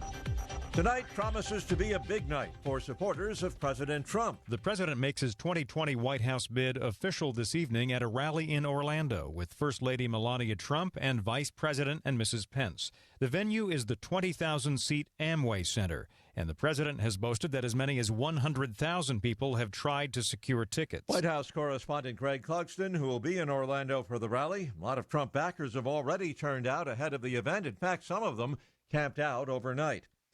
The Pentagon is sending 1,000 more troops to the Middle East. The move comes shortly after Iran announced it will violate some terms of the 2015 nuclear deal There have also been attacks on shipping in the Persian Gulf region. The U.S. blames Iran for those attacks. Senate Majority Leader Mitch McConnell says the Senate will be voting soon on a freestanding bill providing funding to deal with the border crisis. When it comes to the U.S.-Mexico border, McConnell says, the administration has been saying it's a crisis. The officials on the ground have been saying it's a crisis. Even the editorial board of the New York Times. Everybody knows it. Except, McConnell says, Democrats in the House, who he says are starting to make the New York Times look conservative. There's not much space over there to the left of the New York Times editorial page. McConnell says the bill will focus on the humanitarian crisis, not the president's border wall. Bob Agnew reporting. President Trump says that starting next week, ICE will begin the process of deporting millions of illegal aliens. Mr. Trump writes they will be removed as fast as they come in. And the president says Guatemala is set to join Mexico in helping to stem the flood of illegals heading north toward the U.S. A rally underway this morning on Wall Street. Stocks sharply higher. The Dow up 326 points. The Nasdaq ahead 135. The S&P is up 36 points. More on these stories at townhall.com. Stuck in traffic? We've got the answer on 1380 and 105.3. The Answer. We are looking at an accident now. 70 northbound. You've got a crash on the right shoulder at the Musial Veterans Bridge. That backup starts at 5564. We can see the accident from the bridge jam cam there. 270 northbound. Still very heavy. Tesson Ferry to Manchester's the backup. Westbound, just tight. Old Halls Ferry to West Florissant. We've got delays on 6440 eastbound, McKnight to Big Bend. Westbound slow, Hampton to Laclede Station Road. And 170 southbound, Brentwood to 6440 west. Traffic is sponsored by TrueCar. Looking to buy a car? Online shopping can be confusing. Not anymore with True Price from TrueCar. Now you can know the exact price you'll pay for the car you want and see what other people paid for it too. When you're ready to buy a new or used car, visit TrueCar to enjoy a more confident car buying experience. I'm Bonnie Green with your St. Louis Metro traffic on 1380 and 105.3 The Answer. 1380 The Answer. Weather. We'll have variable cloudiness today with a shower or thunderstorm around. It'll be warmer with a high of 85. Mostly cloudy tonight, the low 70. Mostly cloudy tomorrow. It'll be humid with a couple of showers and a heavy thunderstorm. Those thunderstorms can bring hail and damaging winds. Wednesday's high 79. Pleasant Thursday with times of clouds and sun, the high 82. I'm Drew Shannon with your St. Louis Metro forecast on 1380 and 105.3 The Answer. If you're a business owner in St. Louis, ask yourself the following questions. What is your current IT provider doing to protect you against ransomware attacks? Do you know the status of your backups and if those backups are good in the event of an attack or a network failure? Do you know if your network is secure from internal and external threats? If you answered no to any of these, you need to call ThrottleNet today. ThrottleNet specializes in assisting businesses with their network support and security. Don't become fishbait. Visit ThrottleNet.com for your free external vulnerability scan and your free Don't Become Fishbait poster. Opening soon, the most amazing and user-friendly home exterior showroom in the entire Midwest. Arrowhead Building Supply's new St. Peter's facility simplifies life when it comes to choosing your new home exterior. Our 7,000 square foot showroom features a full-sized home as its centerpiece to give you a full perspective. It also includes the Arrowhead Cube home visualizer, allowing you to see what different products and colors will look like on your actual home before selections are made. Our massive product display wall is 100 feet long and 28 feet tall with more than 50 different roofing, siding, and stone ideas on display. Take the elevator up to the second floor mezzanine and view our show home at roof level. Learn and understand how exterior systems work, such as proper ventilation, and why they are so important to your home's health. While upstairs, visit our beautiful entry door interactive display and make an educated decision for your home's next entryway. Meet your contractor here or just come on in. You won't believe your eyes. ArrowheadBuildingSupply.com. This hour of Allman in the Morning is brought to you in part by Dr. Anna Smith, the #1 provider of oral sleep appliances in the United States. Learn more at cpapsucks.com. Common Sense Radio with Allman in the Morning on 1380 and 105.3 The Answer. Give me land, lots of land, and the starry skies above. Don't fence me in. Let me ride through the wide open country that I love. Don't fence me in. Let me be by myself in the evening breeze. Listen to the murmur of the cottonwood trees. Send me off forever, but I ask you please. Don't fence me in. Don't fence me in. Good morning, everybody. Tuesday to all of you. Don't forget, tomorrow will be a best of the Allman in the Morning Show. And there will be some good stuff in there, believe me. So for your radio entertainment, you still can pop in on the Allman in the Morning Show. And then Thursday and Friday, I'll be live from Santa Barbara, California, if I can get the equipment to work out right. I got to figure that out. I'm learning today. And then we can figure that out. And so I'll be doing it from Santa Barbara, God willing. And don't worry about it. Don't be shaking your head at me, people. I'll get it done. Don't worry. Don't start placing bets yet. Okay, and then it'll be great. And I'm taking Aiden, my 14-year-old boy, out to Santa Barbara. He was accepted into this awesome Reagan Ranch Youth Conference from the Young Americans Foundation. They're great people out there, and they are just simply, it's for high school kids they're kind of, Ben Shapiro is going to be the first speaker out there. And yeah, I remember Ben, he's never Trumpy, but he's got it right when it comes to certain levels of freedom. So I'm going to appreciate that. Todd Starnes is going to be out there. So hopefully I'll have some things to send back to you in that direction. So, ladies and gentlemen, without further ado, the Gateway pundit, Jimmy Hoft, as we count down to the big rally in Florida. Jimmy, this is going to be a big one, man. I'm really looking forward to how this is going to roll out. Yeah, it should be great, huh? And I'm sure you saw the reports that there was people lining up almost 2 days early. Yeah. That's just crazy, isn't it? Yeah, I know. I remember when, I think it was Biden or somebody had a rally, and they had to put the camera angle like in this, like to take the shot of the line, and they had to take this long angle to make it look like it was long, and it was like 50 people there or whatever. It was really kind of crazy. Right. So this is going to be fantastic.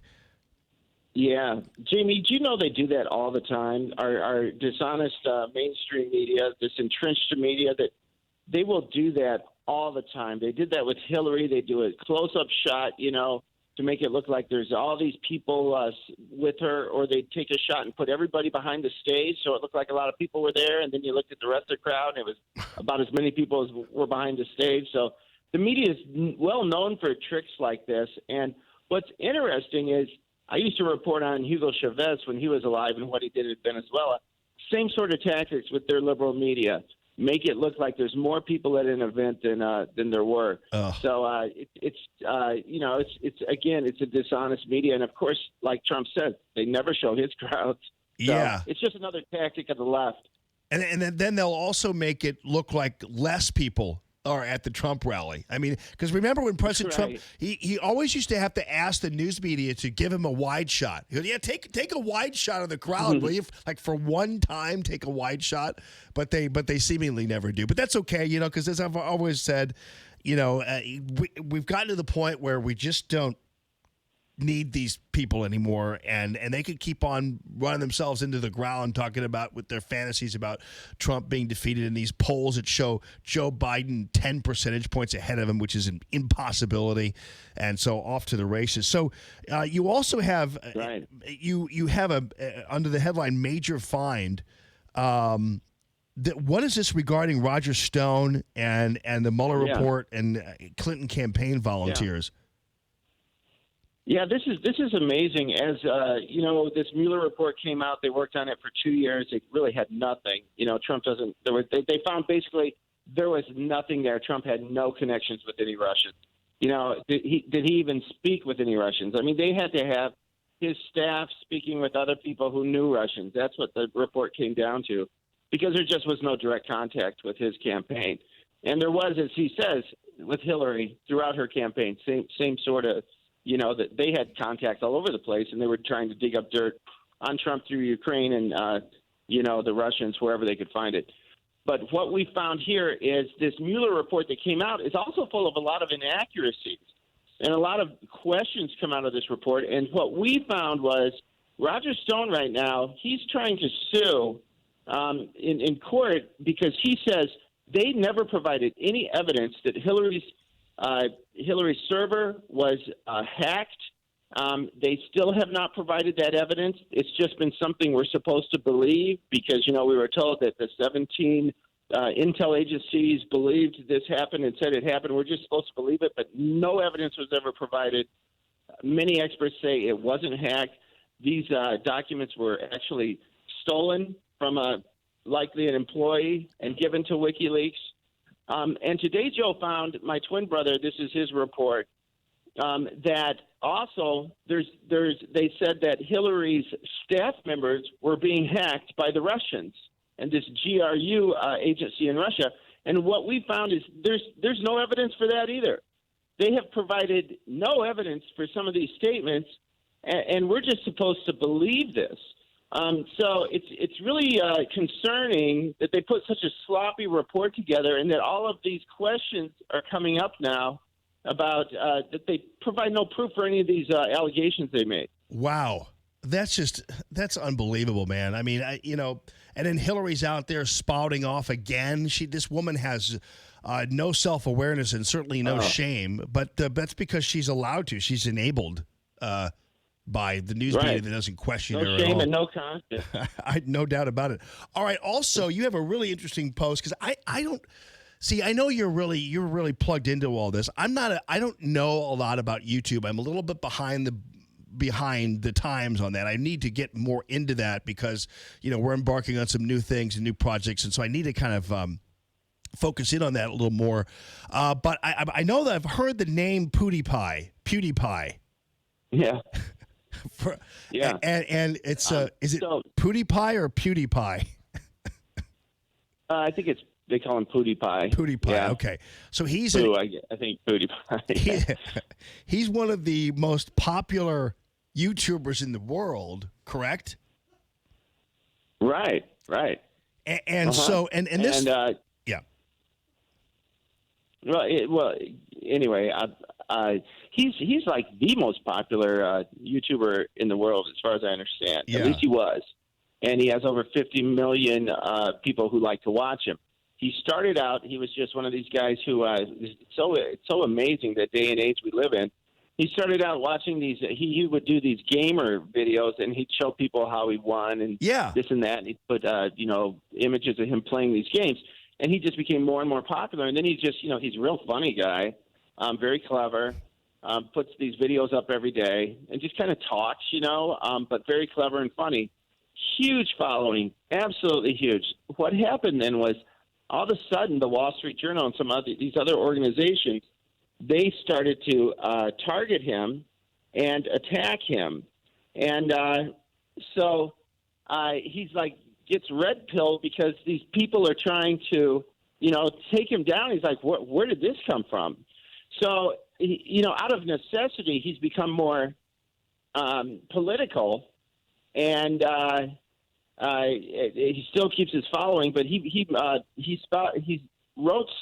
put a video out defending Steven Crowder, who was just demonetized. Right. So this guy is becoming more political out of necessity, and he's starting to see what's really going on, as happens to a lot of us. Yeah, and I think Aiden's watched PewDiePie before on the gaming stuff before, so that's where I might have been familiar with the name.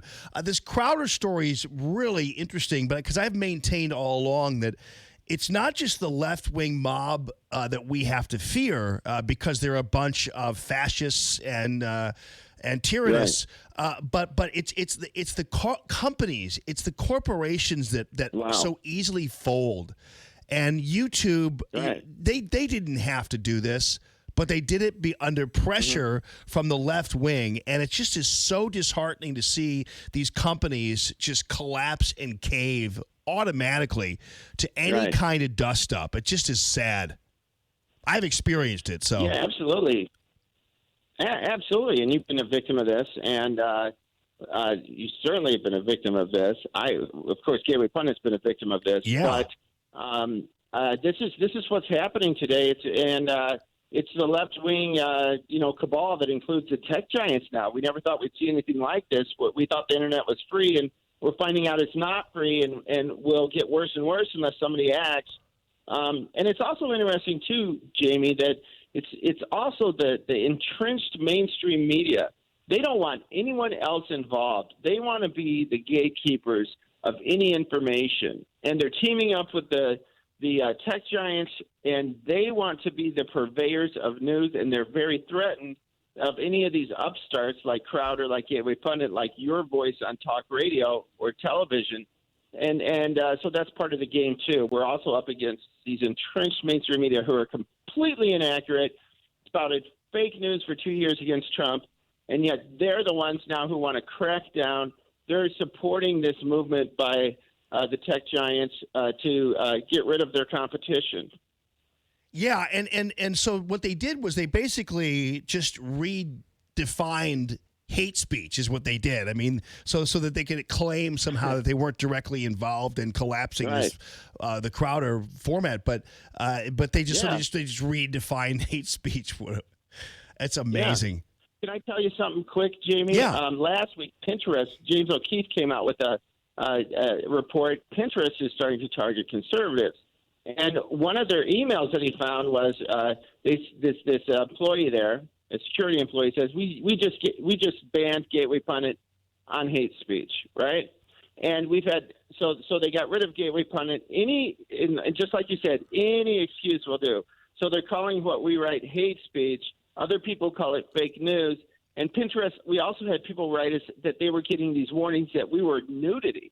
Gateway Pundit was nudity. What? Right? Yeah. So these tech giants are using any excuse they can to get rid of conservatives, whether they call it fake news or hate speech or nudity. That was a new one for us. Unbelievable. So that's how intolerant these people are, and that they will use any excuse to silence us.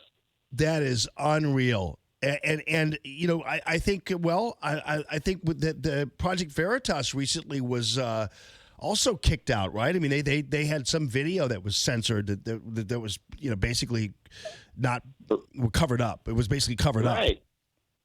Wow. Right. Their video of Pinterest got deleted. Right? Of their investigation on Pinterest got deleted. So wow. It's just it's really unbelievable what's going on. Yeah. So now let me ask you this: when it comes to what we are up to here locally, because I know you've been on this story, but I talked earlier about how this Tisby indictment is just the beginning of I think an unraveling of what was basically an organized coup to remove Eric Greitens from office, that involved mostly the Republican Party.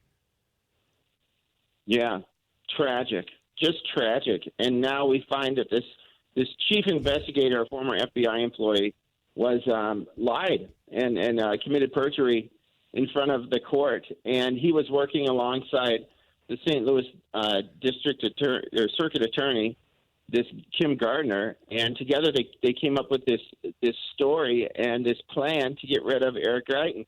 And sadly, it worked. And now we're finding out that it was all bogus and that they plotted 2 days. Did you hear that part? They plotted 2 days down in Louisiana on how they were going to do this. Yeah. And it comes out there's no proof. They never had any proof. They lied to the court. And it's going to be interesting, like you said, how this unravels. Yeah, no doubt about it. And then you also have a story. I think this kind of dovetails into the attempt to silence conservative voices. This time, it's coming in the form of Harvard rescinding the admission of Kyle Kashev. Correct?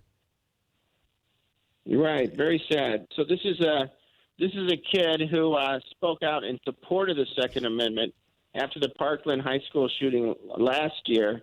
Got a lot of grief. The left completely tried to destroy this kid. This kid was also very articulate and very smart, and he got into Harvard on his own merit. And they found some tweets he put up or some discussion he had online that said some racist things a couple years ago. He tried to explain it. I mean, this is when he's just a kid, right? Wow, yeah. And so the left tried to destroy him. They pressured Harvard to rescind his acceptance, so that's what happened. At the same time, though, Harvard has this David Hogg, who got rejected by 12 schools because his grades and his test scores weren't good enough. Harvard took that kid, but this Kyle Kashev gets kicked out before he even gets into the university because of some statements he made a couple of years ago. Well, horrible. Yeah, no doubt. And plus, and this was another example of where a bunch of these left wingers decided they were going to put pressure on the school. Right. Wow. Right. As you know, and you've been a victim of this, and so have we.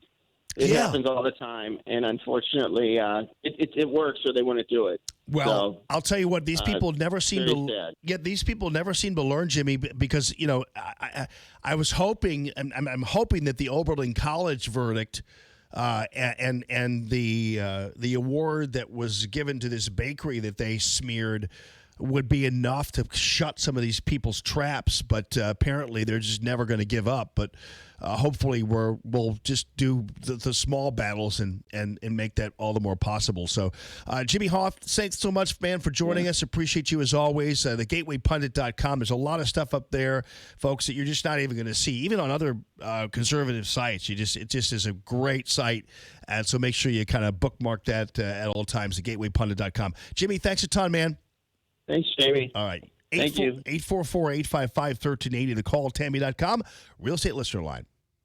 More Allman in the Morning coming up on 1380 and 105.3. The Answer. Greetings, St. Louis. This is Matthew Mitchell of the Matthew Mitchell Allstate Agency. Excited to welcome Jamie Allman back to St. Louis Radio. As a longtime supporter and sponsor of Allman in the Morning, my goal as his trusted advisor is to make sure that you are in good hands. With over 70 years of combined staff experience, my team of agents and I know how to make sure that you get the best value for the money you spend on your insurance. Is your insurance company currently hiding behind a website, out of town, or just a call center with no accountability to you or our community? Would you like to speak to the same person every time you call? Is there a new roof on your home? Do you have a teenage driver in your family? Has your credit score improved greatly over the last few years? You can email me at matthewmitchell@allstate.com, or you can call my agents at 855-QUOTE-ME.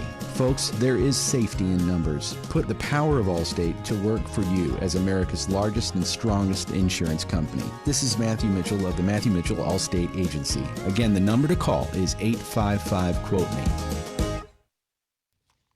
Hey, Michael Proctor spelled like doctor, proctordrapery.com. And Michael, I really love his passion for window treatments and for improving your home or your business. And he makes things look so easy. I'm always kind of amazed. Like he came in and put this motorized shade in, this Hunter Douglas shade in. I think it took him like all of about, seriously, like 20 minutes. I mean, it's amazing the handcraftery that Michael Proctor is able to do for you. And oftentimes it doesn't matter. I mean, obviously, the rapidness of a window installation isn't always really important to you. But the fact that it's installed properly and done well and done elegantly and done with the kind of passion, style, and loving touch that Michael has is really a big benefit to you, because you're dealing, unlike the box stores or even some of these highfalutin guys that Michael is really a main competitor for, the big expensive guys, they can't offer you the kind of one-on-one attention, and they can't offer you the all-in-oneness of the Proctor Drapery, Proctor spelled like doctor.com operation. And oneness meaning that, Michael Proctor is an interior designer. So I've known these people, I've heard their ads on other radio shows, whatever, who talk about how, well, then we hook you up with an interior designer, and then they come, it's like, wait a minute, I just want to talk to one person. I want to pay one price. I don't want to mess around. I want somebody who will come to my doorstep instead of me having to go out there or consult with somebody who's going to come in and just page me through a book of things. Michael has all the examples in his truck, in his mobile design unit, and he's coming right to your doorstep. So I want you to check it out on the web, and he's there available to you Saturdays and Sundays as well. Proctor spelled like doctor, proctordrapery.com. Communication is the key to building any business. 1380 AM and 105.3 FM, The Answer, can be your communication key. The microphone that voices your business message from the stage of your own radio show, defining you as the expert in your line of work. The stage that brings your brand to a solid awareness, place, and position in the vast community of customers listening here in St. Louis. The broadcast professionals here will help your show develop, building you your company, and your customer base with and through an affordable on-air and online media distribution. Get to theanswerstl.com. Click Contact Us. Theanswerstl.com. Contact us. Do so and then look for a call from sales manager Lori Vernier. Then build your business with your very own radio show on 1380 AM and 105.3 FM. The Answer. Larry Elder, tonight at 5. Now, back to Allman in the Morning on 1380 and 105.3. The Answer.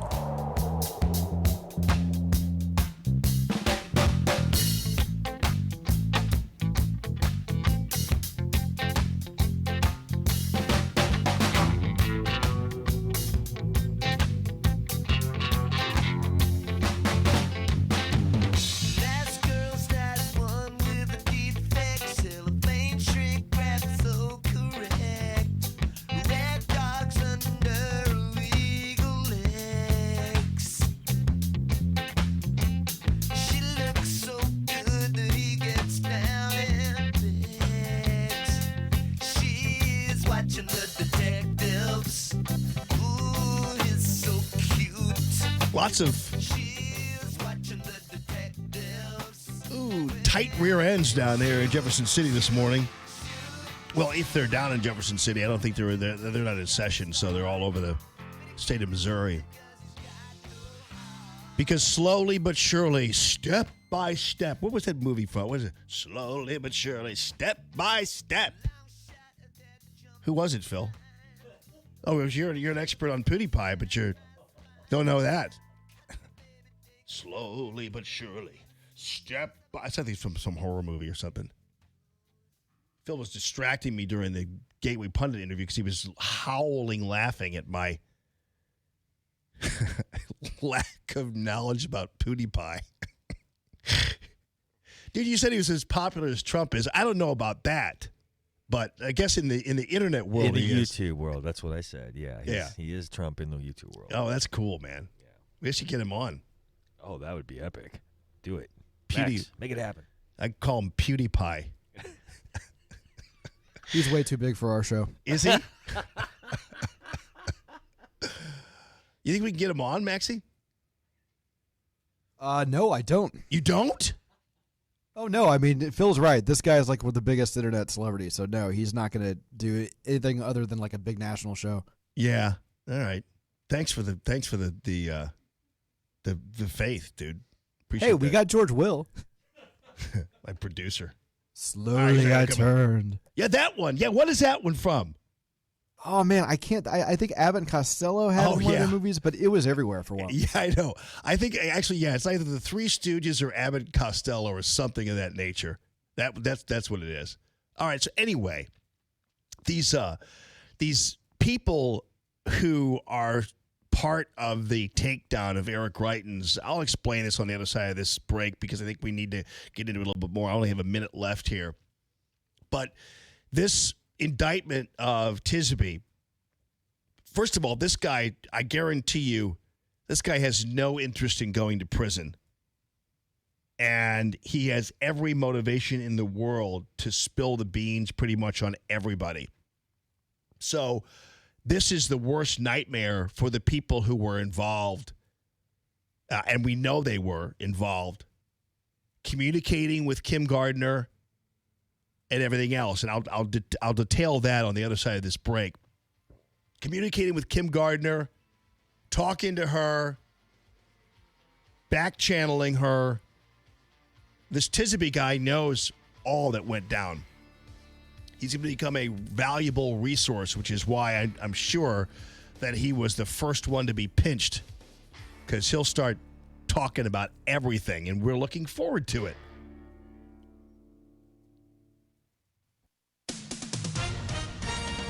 With SRN News, I'm Rich Thomason in Washington. Tonight promises to be a big night for supporters of President Trump. He'll hold a rally in Orlando at which he'll officially announce his re-election bid. A lot of Trump backers have already turned out ahead of the event tonight. In fact, some of them camped out overnight. The Pentagon sending 1,000 more troops to the Mideast. The move comes shortly after Iran announced it will violate some terms of the nuclear deal with world powers. There have also been the attacks on shipping in the Persian Gulf. Senate Majority Leader Mitch McConnell says the Senate will be voting soon on a freestanding bill providing funding to deal with the crisis on the southern border. And President Trump says that starting next week, ICE will begin the process of deporting millions of illegal aliens. On Wall Street, the Dow is up 329 points. The Nasdaq better by 144. More details at srnnews.com. Trading involves financial risk and is not suitable for all investors. Performance. Most people in today's economy are taking a roller coaster ride with their... Stuck in traffic? We've got the answer on 1380 and 105.3. The Answer. We have got quite a few roadwork delays at this hour. 44 westbound still stop and go Southwest Avenue to Shrewsbury through construction. And 55 eastbound between the 5544 underpass and the King Bridge split. Your stop and go. 2 left lanes closed at the King Bridge split with construction.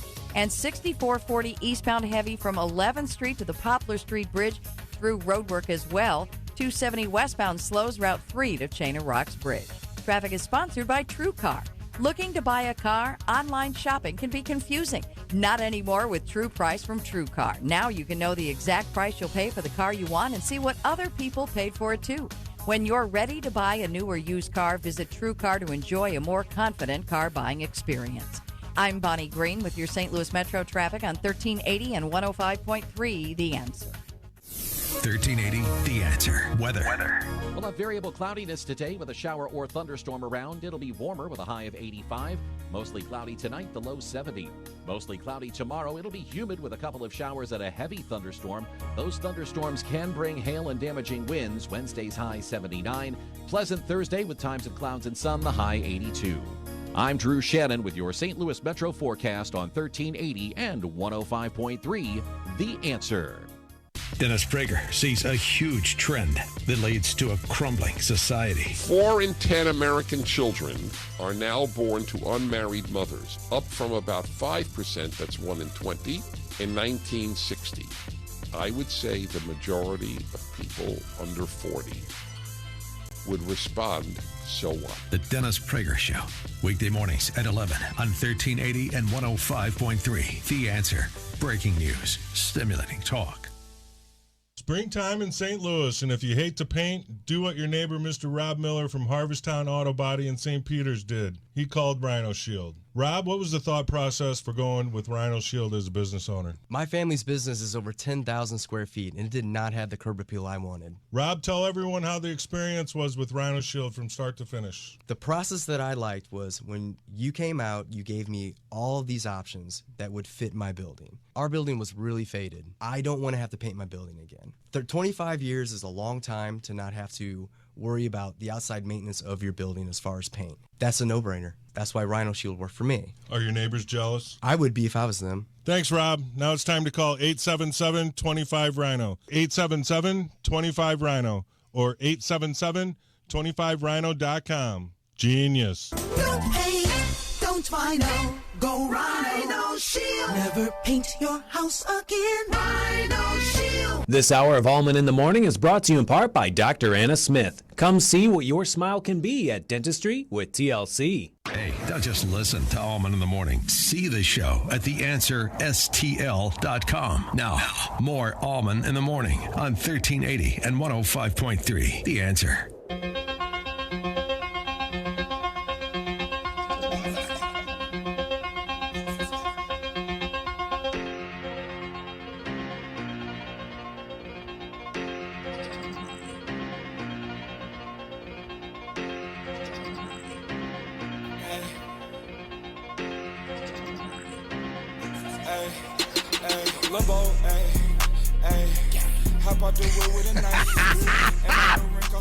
Gotcha, man. Trying to hook me down, y'all. Trying to make me out to be like I'm an old man. So I'm listening to this. I'm walking through the living room last night, and I hear this on Aiden's got his music channel playing, up on the TV and everything else. And I hear this, And I hear that Bob O'Reilly beginning, you know what I'm saying? And I'm thinking, oh, cool. Aiden's listening to The Who. I'm like, damn, my little man is listening to The Who. And suddenly that starts with Lil Vaki, or what his name is. And the guy's like completely sampling, obviously Bob O'Reilly. But I will have to tell you, though, it's a pretty good song. It's called Revenge. But it's not exactly, I couldn't keep playing it because it's a little bit ditey. But nonetheless, I think there's an upside to the rappers sampling old school rock and roll, because I guarantee I don't play necessarily The Who all throughout the house, So Aiden isn't absolutely familiar with The Who, and I've never been like a big Who guy. Although I did see him in concert. They were fantastic last time I saw him in concert. That was when Entwistle was still alive. But nonetheless, there's an upside to it, and that is that here. Let me push this button again here, yo. There's an upside to it, and that is that the kids are now, exposed to this music. So it's not a bad thing, right? I'm not quite sure Aiden would have known anything about Baba O'Reilly. I'm actually surprised those rappers ran across this. How'd they get a hold of? How'd that happen? They might have been just switching channels or something in their cars, and this popped up, and they're like, "Oh, I'm gonna steal that. I'm gonna steal that beat." But anyway, I stopped in my tracks. It's like, no, I'm not listening to The Who. Listen to Lil Vaki, or whatever his name is.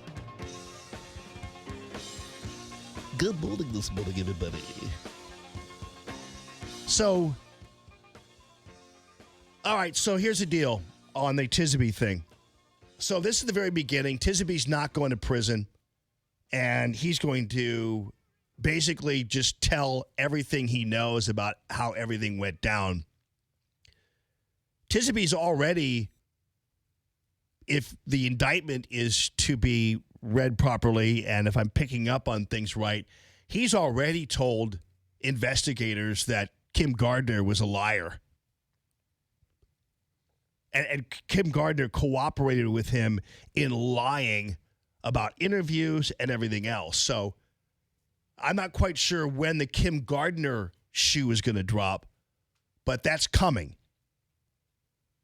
It was interesting, too, a couple of things. First of all, that this indictment was announced, because last week I told you it was coming, but I thought it was July. So it's interesting that this was released a little early, and very interesting that Governor Mike Parson is out of the country while this is happening. And in fact, he's not governor. Lieutenant Governor Mike Kehoe is the governor now, while Parson is out of town, out of the country. Parson technically, I don't know how this falls, but technically, Parson almost surely knew this was coming. And everybody in Parson's circle are surely scrambling right now to try to figure out who, if anybody, was actually involved in the whole Scott Fawn tax credit lobby attempted coup, and, well, it was successful, of Eric Greitens. So now we're on to some different situations here where we've got some questions that we want to have answered. And I'm wondering what Republican in the state of Missouri is going to step up and demand an official legislative inquiry into the goings-on in Jefferson City surrounding this situation regarding the tax credits, regarding the lobbying, regarding the money that Scott Fawn had in his possession $120,000. This is a guy who's the corrupt former mayor of Poplar Bluff and a convicted felon. This guy doesn't have $120,000 anywhere. And he says that he won't disclose who gave it to him. Well, you know what? That's going to change. Because I guarantee you, in the process of this adjudication of the Tisby indictment and a couple of other ones that are on the way, I guarantee you we'll find out who gave Scott Fawn the money.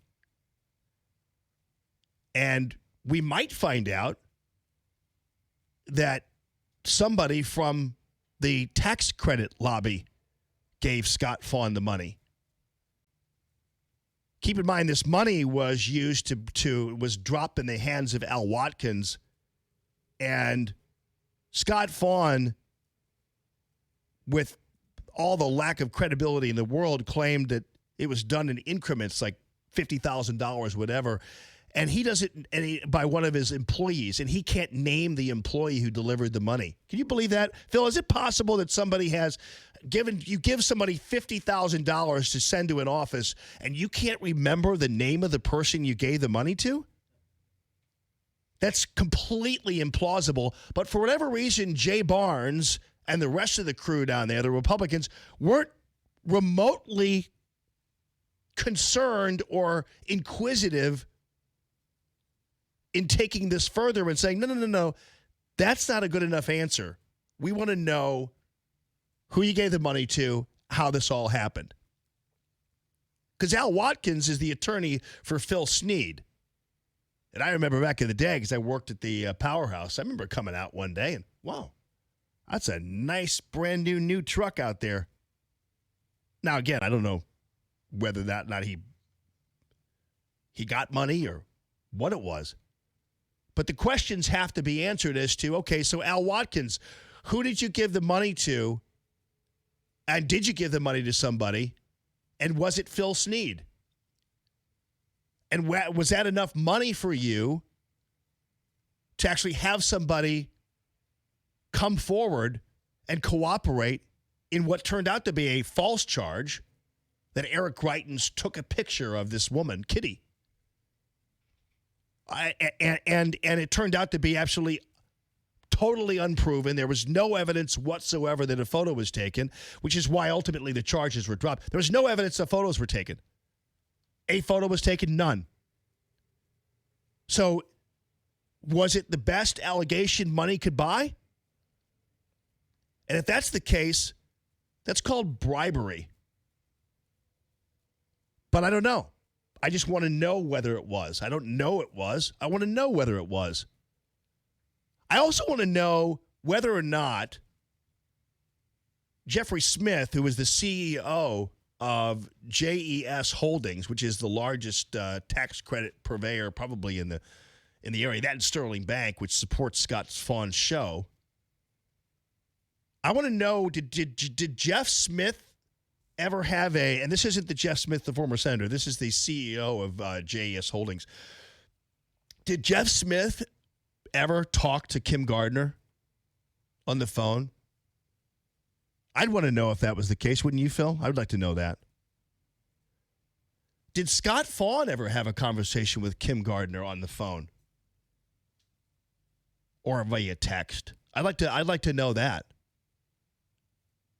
Tisby knows. And Tisby's not going to prison. Right? Yeah. So, but Tisby knows. He knows everything. So, about what happened and who was involved.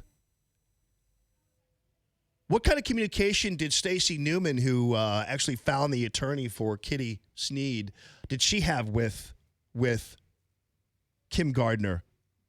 Stacey Newman, who was on Scott Fawn's show 2 weeks before the whole thing went down. Stacey Newman's a left-wing witch. Why would she be on conservative, hayseed Scott Fawn's show? That's interesting.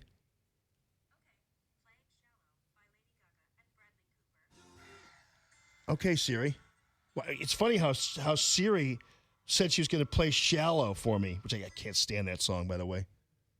But yeah, I don't know why Siri decided to play Shallow for me. Must have picked up on a vibe. But anyway, so what was that all about? I'd like to know what that was about. That's interesting. It's interesting how both Scott Fawn and Stacey Newman, Scott Fawn, a deep state Republican who has a show funded by a tax credit utilizer, one of the most prolific ones, converging with Stacey Newman in the same place, which is the Circuit Attorney's Office. It's interesting. I'd like to know more about that. Tisby knows about that, though. I know that, doesn't he? He knows all about it. So then and he's not going to prison. Did I tell you that? Oh, yeah. Okay, yeah. He's not going to prison. He'll lay waste on everybody, guaranteed, which is why you have a lot of tight butts all around Jefferson City right now, because bribery is a serious crime. If that happened, I don't know. I'd like to know. But that's a serious crime. Then what happens is, if indeed for some reason somebody close to Mike Parson, the lieutenant governor at the time, was involved in orchestrating, well, let's say the money that Scott Fawn got, and like, for instance, the $120,000, because we still don't know where that came from. And so we don't know where it all came from, but let's just pretend that we find out where it came from. And the money came from people who are close to Mike Parson, who are also tax credit purveyors and traders, and loving a program and needing a program where 58 cents on every dollar is basically stolen. And then at that point, then what happens is that suddenly it becomes you get the sense that maybe this was a coup. And maybe Mike Parson didn't know what all of his people were doing, but maybe that doesn't matter. And then once we find out about all this, how is this all going to shake out? And could it mean that it's Parson who winds up resigning and it's Greitens who winds up getting his job back? Let's see about that. You know, we were going to find out more about this. We were going to find out more about all this stuff because the House Speaker had committed to holding these impeachment hearings or whatever it was to try to keep going with these hearings and finding out on a broader scale what was going on. House Speaker Richardson. But then suddenly, out of the blue, they stopped inquiring. That was interesting. And suddenly, out of the blue, House Speaker Richardson just kind of like was completely disinterested in how things went down in Jefferson City related to how things went down in the Circuit Attorney's Office, related to how things went down in Al Watkins' office, related to how things went down in $120,000 being transferred to Al Watkins. So Richardson just stopped. He could have done a lot as House Speaker. You know, you can do a lot as House Speaker there and make things happen in terms of an investigative nature. But House Speaker Richardson didn't do that. House Speaker Richardson then left a $38,000 a year job and now has a $225,000 a year job running the Medicaid program, which I know that he's been part of legislation regarding health, and I get all that. But what does Richardson know about about overseeing a Medicaid program as a lawyer. Mike Parson appointed him to that job as the Medicaid director. Surprised a lot of people. But anyway, I just would like to know how that whole thing went down. So that's what the questions are surrounding this, and I hope I'll be following up on it, and I hope that the Post-Dispatch is as aggressive with this story as they were with trying to take down Eric Greitens. You realize the real key for all this, the real prize was the mugshot. They wanted that mugshot badly. It didn't matter whether or not it was true and whether or not they had information actually to the contrary that Eric Greitens took a picture. Tisby knows. Tisby knows they had information to the contrary. Tisby knows that the indictment was a complete and utter fraud. He knows. And now let's all repeat after me. Tisby is not going to prison. He's not going to spend one day in prison. In fact, it was interesting. They drove him around in like a city car at last. I mean, they gave him the white glove treatment because he's a prize now. And everybody else is pooping bricks. It's going to be fun. Going to be fun summer. And it might wind up that it's such a fun summer that Eric Greitens is governor again. So we'll see. Eric Greitens is going to be as interested in finding out about this as well. And he's got an attorney named Scott Rosenblum who's pretty good at what he does. And so we're gonna find out a lot more as we head in. Am I leaving anything out? No, don't think so. I can't figure out whether I left anything out of there. Anyway, I'll remember it on the break.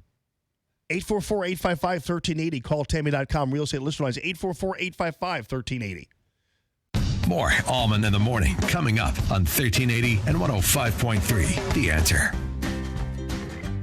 You've just become an empty nester. The kids have moved. You've been waiting for this moment. It's time to reinvest in your home. Your home is your safe haven. You've been thinking about adding shutters for quite some time, but you don't know which style would look best and you're unsure of the cost. You've seen them in many homes, both modern and traditional. You're scared to do it yourself, and you should be. Don't go it alone. Contact Michael Proctor at Proctor Drapery. Michael is an interior designer with exceptional expertise when it comes to window treatments for your home. Michael is a top-tier Hunter Douglas priority dealer and your first choice for Norman Plantation shutters. Why wait? Schedule your in-home consultation with his mobile design unit. The one-on-one appointment will ensure the look is exactly what you need for your home. Contact Michael at proctordrapery.com. It's Proctor spelled like doctor. Oh, good morning this morning. How about here I'm a rock star. I'm a guitar feedback guy. I'm Jeff Beck. Oh my God. I'm Adrian Ballou. I'm Pete Townsend. Good morning this morning. All right, here is the deal. The MyPillow deal is great for you. 2 pillows for the price of 70 bills. That's a really good deal. These pillows are lasting you forever, and they're sleeping you coolly. The technology is amazing. You're going to love the MyPillow. And 2 for $70, you can't go wrong when you use the promo code Jamie. Don't forget also about the Giza Dream Sheets. These are made from that cotton from the Fertile Crescent that you all know and love. And that cotton is turned into these high thread count, soft as anything you're going to find anywhere in the most luxurious hotels. So check it out right there on the web, mypillow.com/Jamie. KXFN, St. Louis, K287BY, St. Louis. Rick Pogue here. Have you ever wondered exactly how hail forms or how it manages to grow to the size of golf balls, baseballs, or even larger? In a thunderstorm, strong updrafts lift water droplets so high into the atmosphere that they freeze. Once these tiny ice balls begin to fall, additional updrafts push them right back up, making them grow larger each time, until eventually they become too heavy, finally falling to the ground as large hail, and sometimes causing major damage to your home. After severe storms roll through the area and you're left to deal with the damage, call Arrowhead Building Supply for the professional help you need. High winds and large hail can wreak havoc on a home's exterior very quickly, so never neglect or underestimate the possible damage left behind. Arrowhead is the preferred supplier to hundreds of quality contractor professionals who will treat your home just like their own. Don't leave your home's protection to just anyone. Our contractor customers are also our friends and partners. When severe weather hits, call Arrowhead Building Supply for relief. ArrowheadBuildingSupply.com. Business owners, self-employed, part-time employees, are you struggling to pay your bills because you no longer can afford your health insurance? Hi, it's Mike Gallagher. With Obamacare premiums skyrocketing, higher deductibles, and shrinking networks, let me introduce you to Dryden Camus Insurance Agency as the answer, the solution. Dryden Camus Insurance Agency has non-Obamacare ACA-compliant plans that do not fund abortion. There's no enrollment period, and you don't have to pay for expensive extras like pediatric dentistry or maternity care. Contact Joyce at Dryden Camus Insurance Agency and start saving up to 60%. Call 877-695-0245. That's 877-695-0245, or just go to kddi-ins.com. Cut through the confusion and save money with Dryden Camus Insurance Agency, serving Missouri and Illinois. This is the answer. This is the solution. Dryden Camus Insurance Agency. Just go to kddi-ins.com. Joe Walsh, tonight at 8. Now, more Allman in the Morning on 1380 and 105.3. The Answer.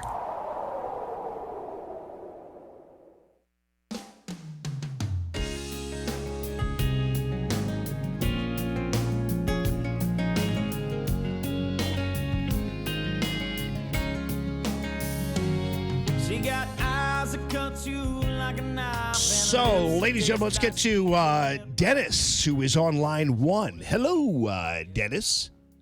Good morning. Jamie.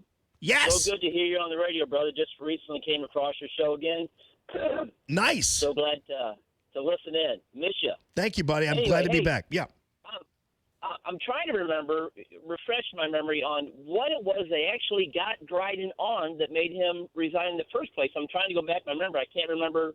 Was it just political pressure? Was it did they actually have something on him? I can't remember exactly how that went down. Well, you know what, though? We'll find out again, probably as a result of all this. But that's the one thing that I still don't understand. And Eric and I have talked a lot lately, but I haven't really had that conversation with him. Is I still can't figure out why he resigned. I didn't think he had to. But I think what happened was it became so hobbled, and I think honestly he was so once that mugshot came out, buddy. Once that mugshot came out, this guy, this Navy SEAL, this guy who busted his butt to become governor, it tore the wiring out of him, man. And I think at that point he folded. And again, I don't because he didn't have to, but he was so hobbled and so harassed. I think he just felt like, and frankly, even at the time when he resigned, I thought he was too good for that town anyway. But I don't know. That's one thing we ought to find out. Now, your theory that he could get a shot back, is that just a theory, or is that even plausible? That's a theory, but it is plausible. And if he doesn't, let's put it this way: if he doesn't actually get it back through the means that I said earlier, he'll run again. Because by the time this is all over, the apparatus that dismantled him will be dismantled itself, and Eric Greitens will have new life. That's my prediction anyway. We'll see how it turns out. All right, tomorrow, best of, then live from Santa Barbara, California, and the Reagan Ranch, everybody, on Thursday. Have a good one, everybody. News this hour.